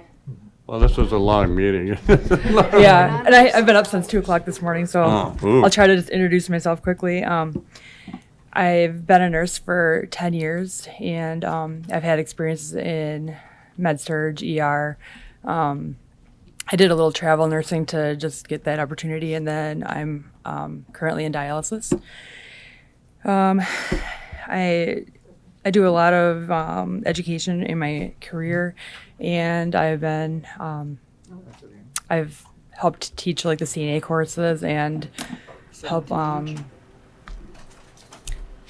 like prepare people for our own jobs that we do, like the dialysis and everything. So I've lived here in Trempealeau County for all my life, so I have strong ties here with all the people that I've taken care of. I've had friends and families that I've grown close to over the years, and I think with my education and with my opportunities with the community, I think getting a different perspective on the healthcare issues that we have here would be helpful, in the future for our healthcare issues. So I'm really sorry if I can't do it. Yeah. Do you guys have any questions for me? Or Anybody have any questions of her? You Just, can write their names on. I wanted to make more of a statement. Thank you for staying so late. It made you stay so. Yeah. I told her probably about 2 hours. No. We don't go this long. Now, do you want to, well, I can't do Stacy because she's on the ballot, so like Dick and. Yeah, we need to. Thank you. You want to be a ballot clerk while you're up and at 'em? And then we need 2 of them, so. Here. Mr. Todd, you want to be a ballot clerk? All right. Yeah. No, you gotta have half and half on each of them. Yeah. Okay, and then pull 2 of those out for here. Okay. No, there's a ballot for, board member, and there's a and then a citizen member. Oh, okay. They're separate. Oh. Yeah, they're all citizens. Need one of You each. gotta I pass need them one out. of each myself. And make sure that, Oh, so No, he's gotta have a- Gotcha. Makes sense. Oh. You gave him the board. he took all of them? Yes. Okay, That's why not did you awesome. do that? I didn't. You Okay. gave them to them. Tell Bridget and Lori to send a text to Rick Sure. or email Rick so they can vote. Yes, and that's Yeah. why I grabbed 2 of them here. You gave them all of them to them, and that's. No, I didn't. Somebody took them. I had split 2 half and half in my hand. Half this way, half Where's the that other way. Lori and Bridget, do you have my cell phone number or email address? I can't sit in this chair You much can write their longer. names on. I'm going to And by the scream. way, you have to sign this. Yep. You do have to sign your ballot. One citizen and one board, so they should each have one vote. You should have 2 ballots, one that says board member, one that says citizen member. Vote and sign your name. Oh, we have to sign our name? Yes. Why do you have to sign your name? The only one that's confidential is the county board chair. Yep. It's time for you to go to bed, Andy. I think that's it. What is that one? It sounds like an alarm. It does. Oh, Yeah. oh, it's either that or take your pill.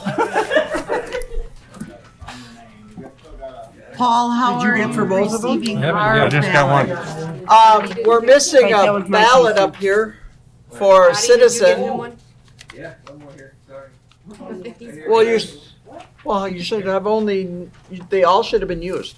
That you gave. Bridge is not here and neither is. We took their ballots out, so who didn't you get a ballot to? Good job. No, he's still got an extra one in his hand there. That's his, yeah. No, he's got 2 more in there. I don't have. Oh, do you have Bridget's, one board, one citizen? Number. Thank you.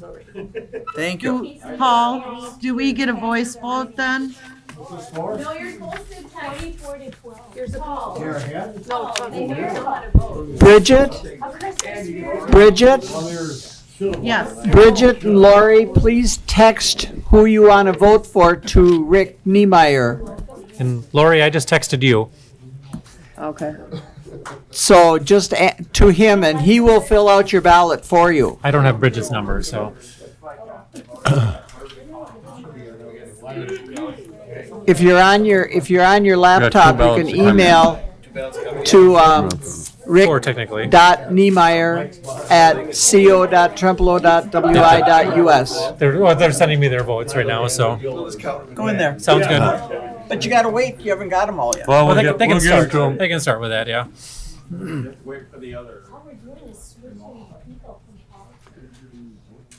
We're still waiting for Lori and Bridget's vote. I just text to Rick. Okay. Thanks, Lori, I just got it. Okay, great. 24 to 12? It's a Christmas miracle. Emberly has tickets to go with Nate on. And we got the ball with how many, Okay. much time left? Oh, Oh, still 5 minutes. What happened to it? I had it. Rick, you're not up as a participant. You're not logged in as a participant, so I'm having trouble finding you. I think you were supposed to text his phone. Rick, can you guys? Yeah, I don't have your number, Bridget. Do you want mine? 434 left. The whole world will have. Yes. Unless you, Right, can she oh, email you? unless you have your email open.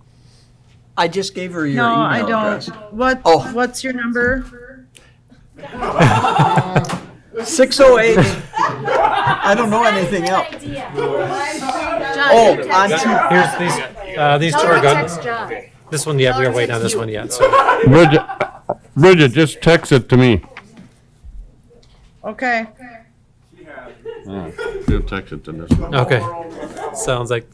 She could text it to me because my cell phone. She's gonna be coming.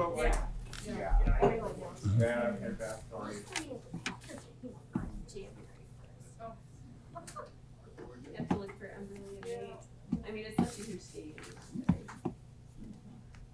Did you send it? Sending now. Oh, We're kind of far away, you know. Snowstorm. There's some massive there you go. snowstorms coming You should have gotten it by now. Yep, we got it. Thank you. You got them both? Yep. Okay.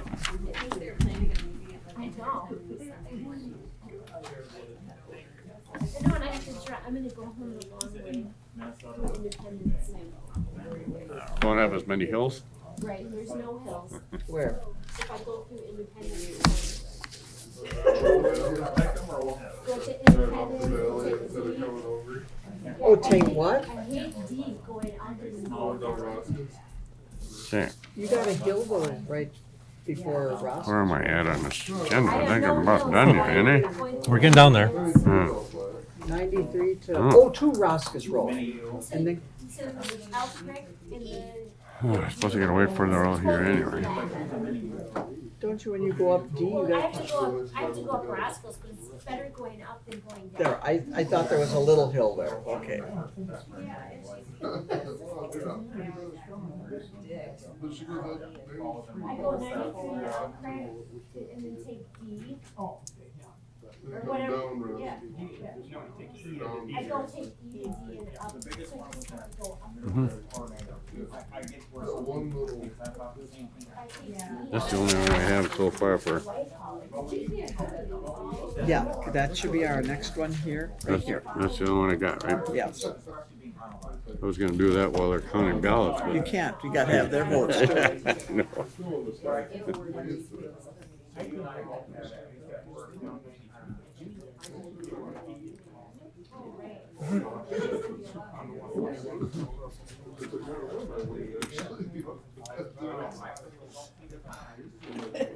I need all the ballots too. Yeah, he's got it right here. Okay. 93 is awful. Buffalo County on 10, Buffalo County wasn't out until like midday the other day. So when I come to work on Thursday, There you go. Okay, we got the ballot results from the board. I think they switch on and off. You want to read the totals? Or Yeah. just the winner? No, Yeah, the totals. Okay, I have, for the board member, it's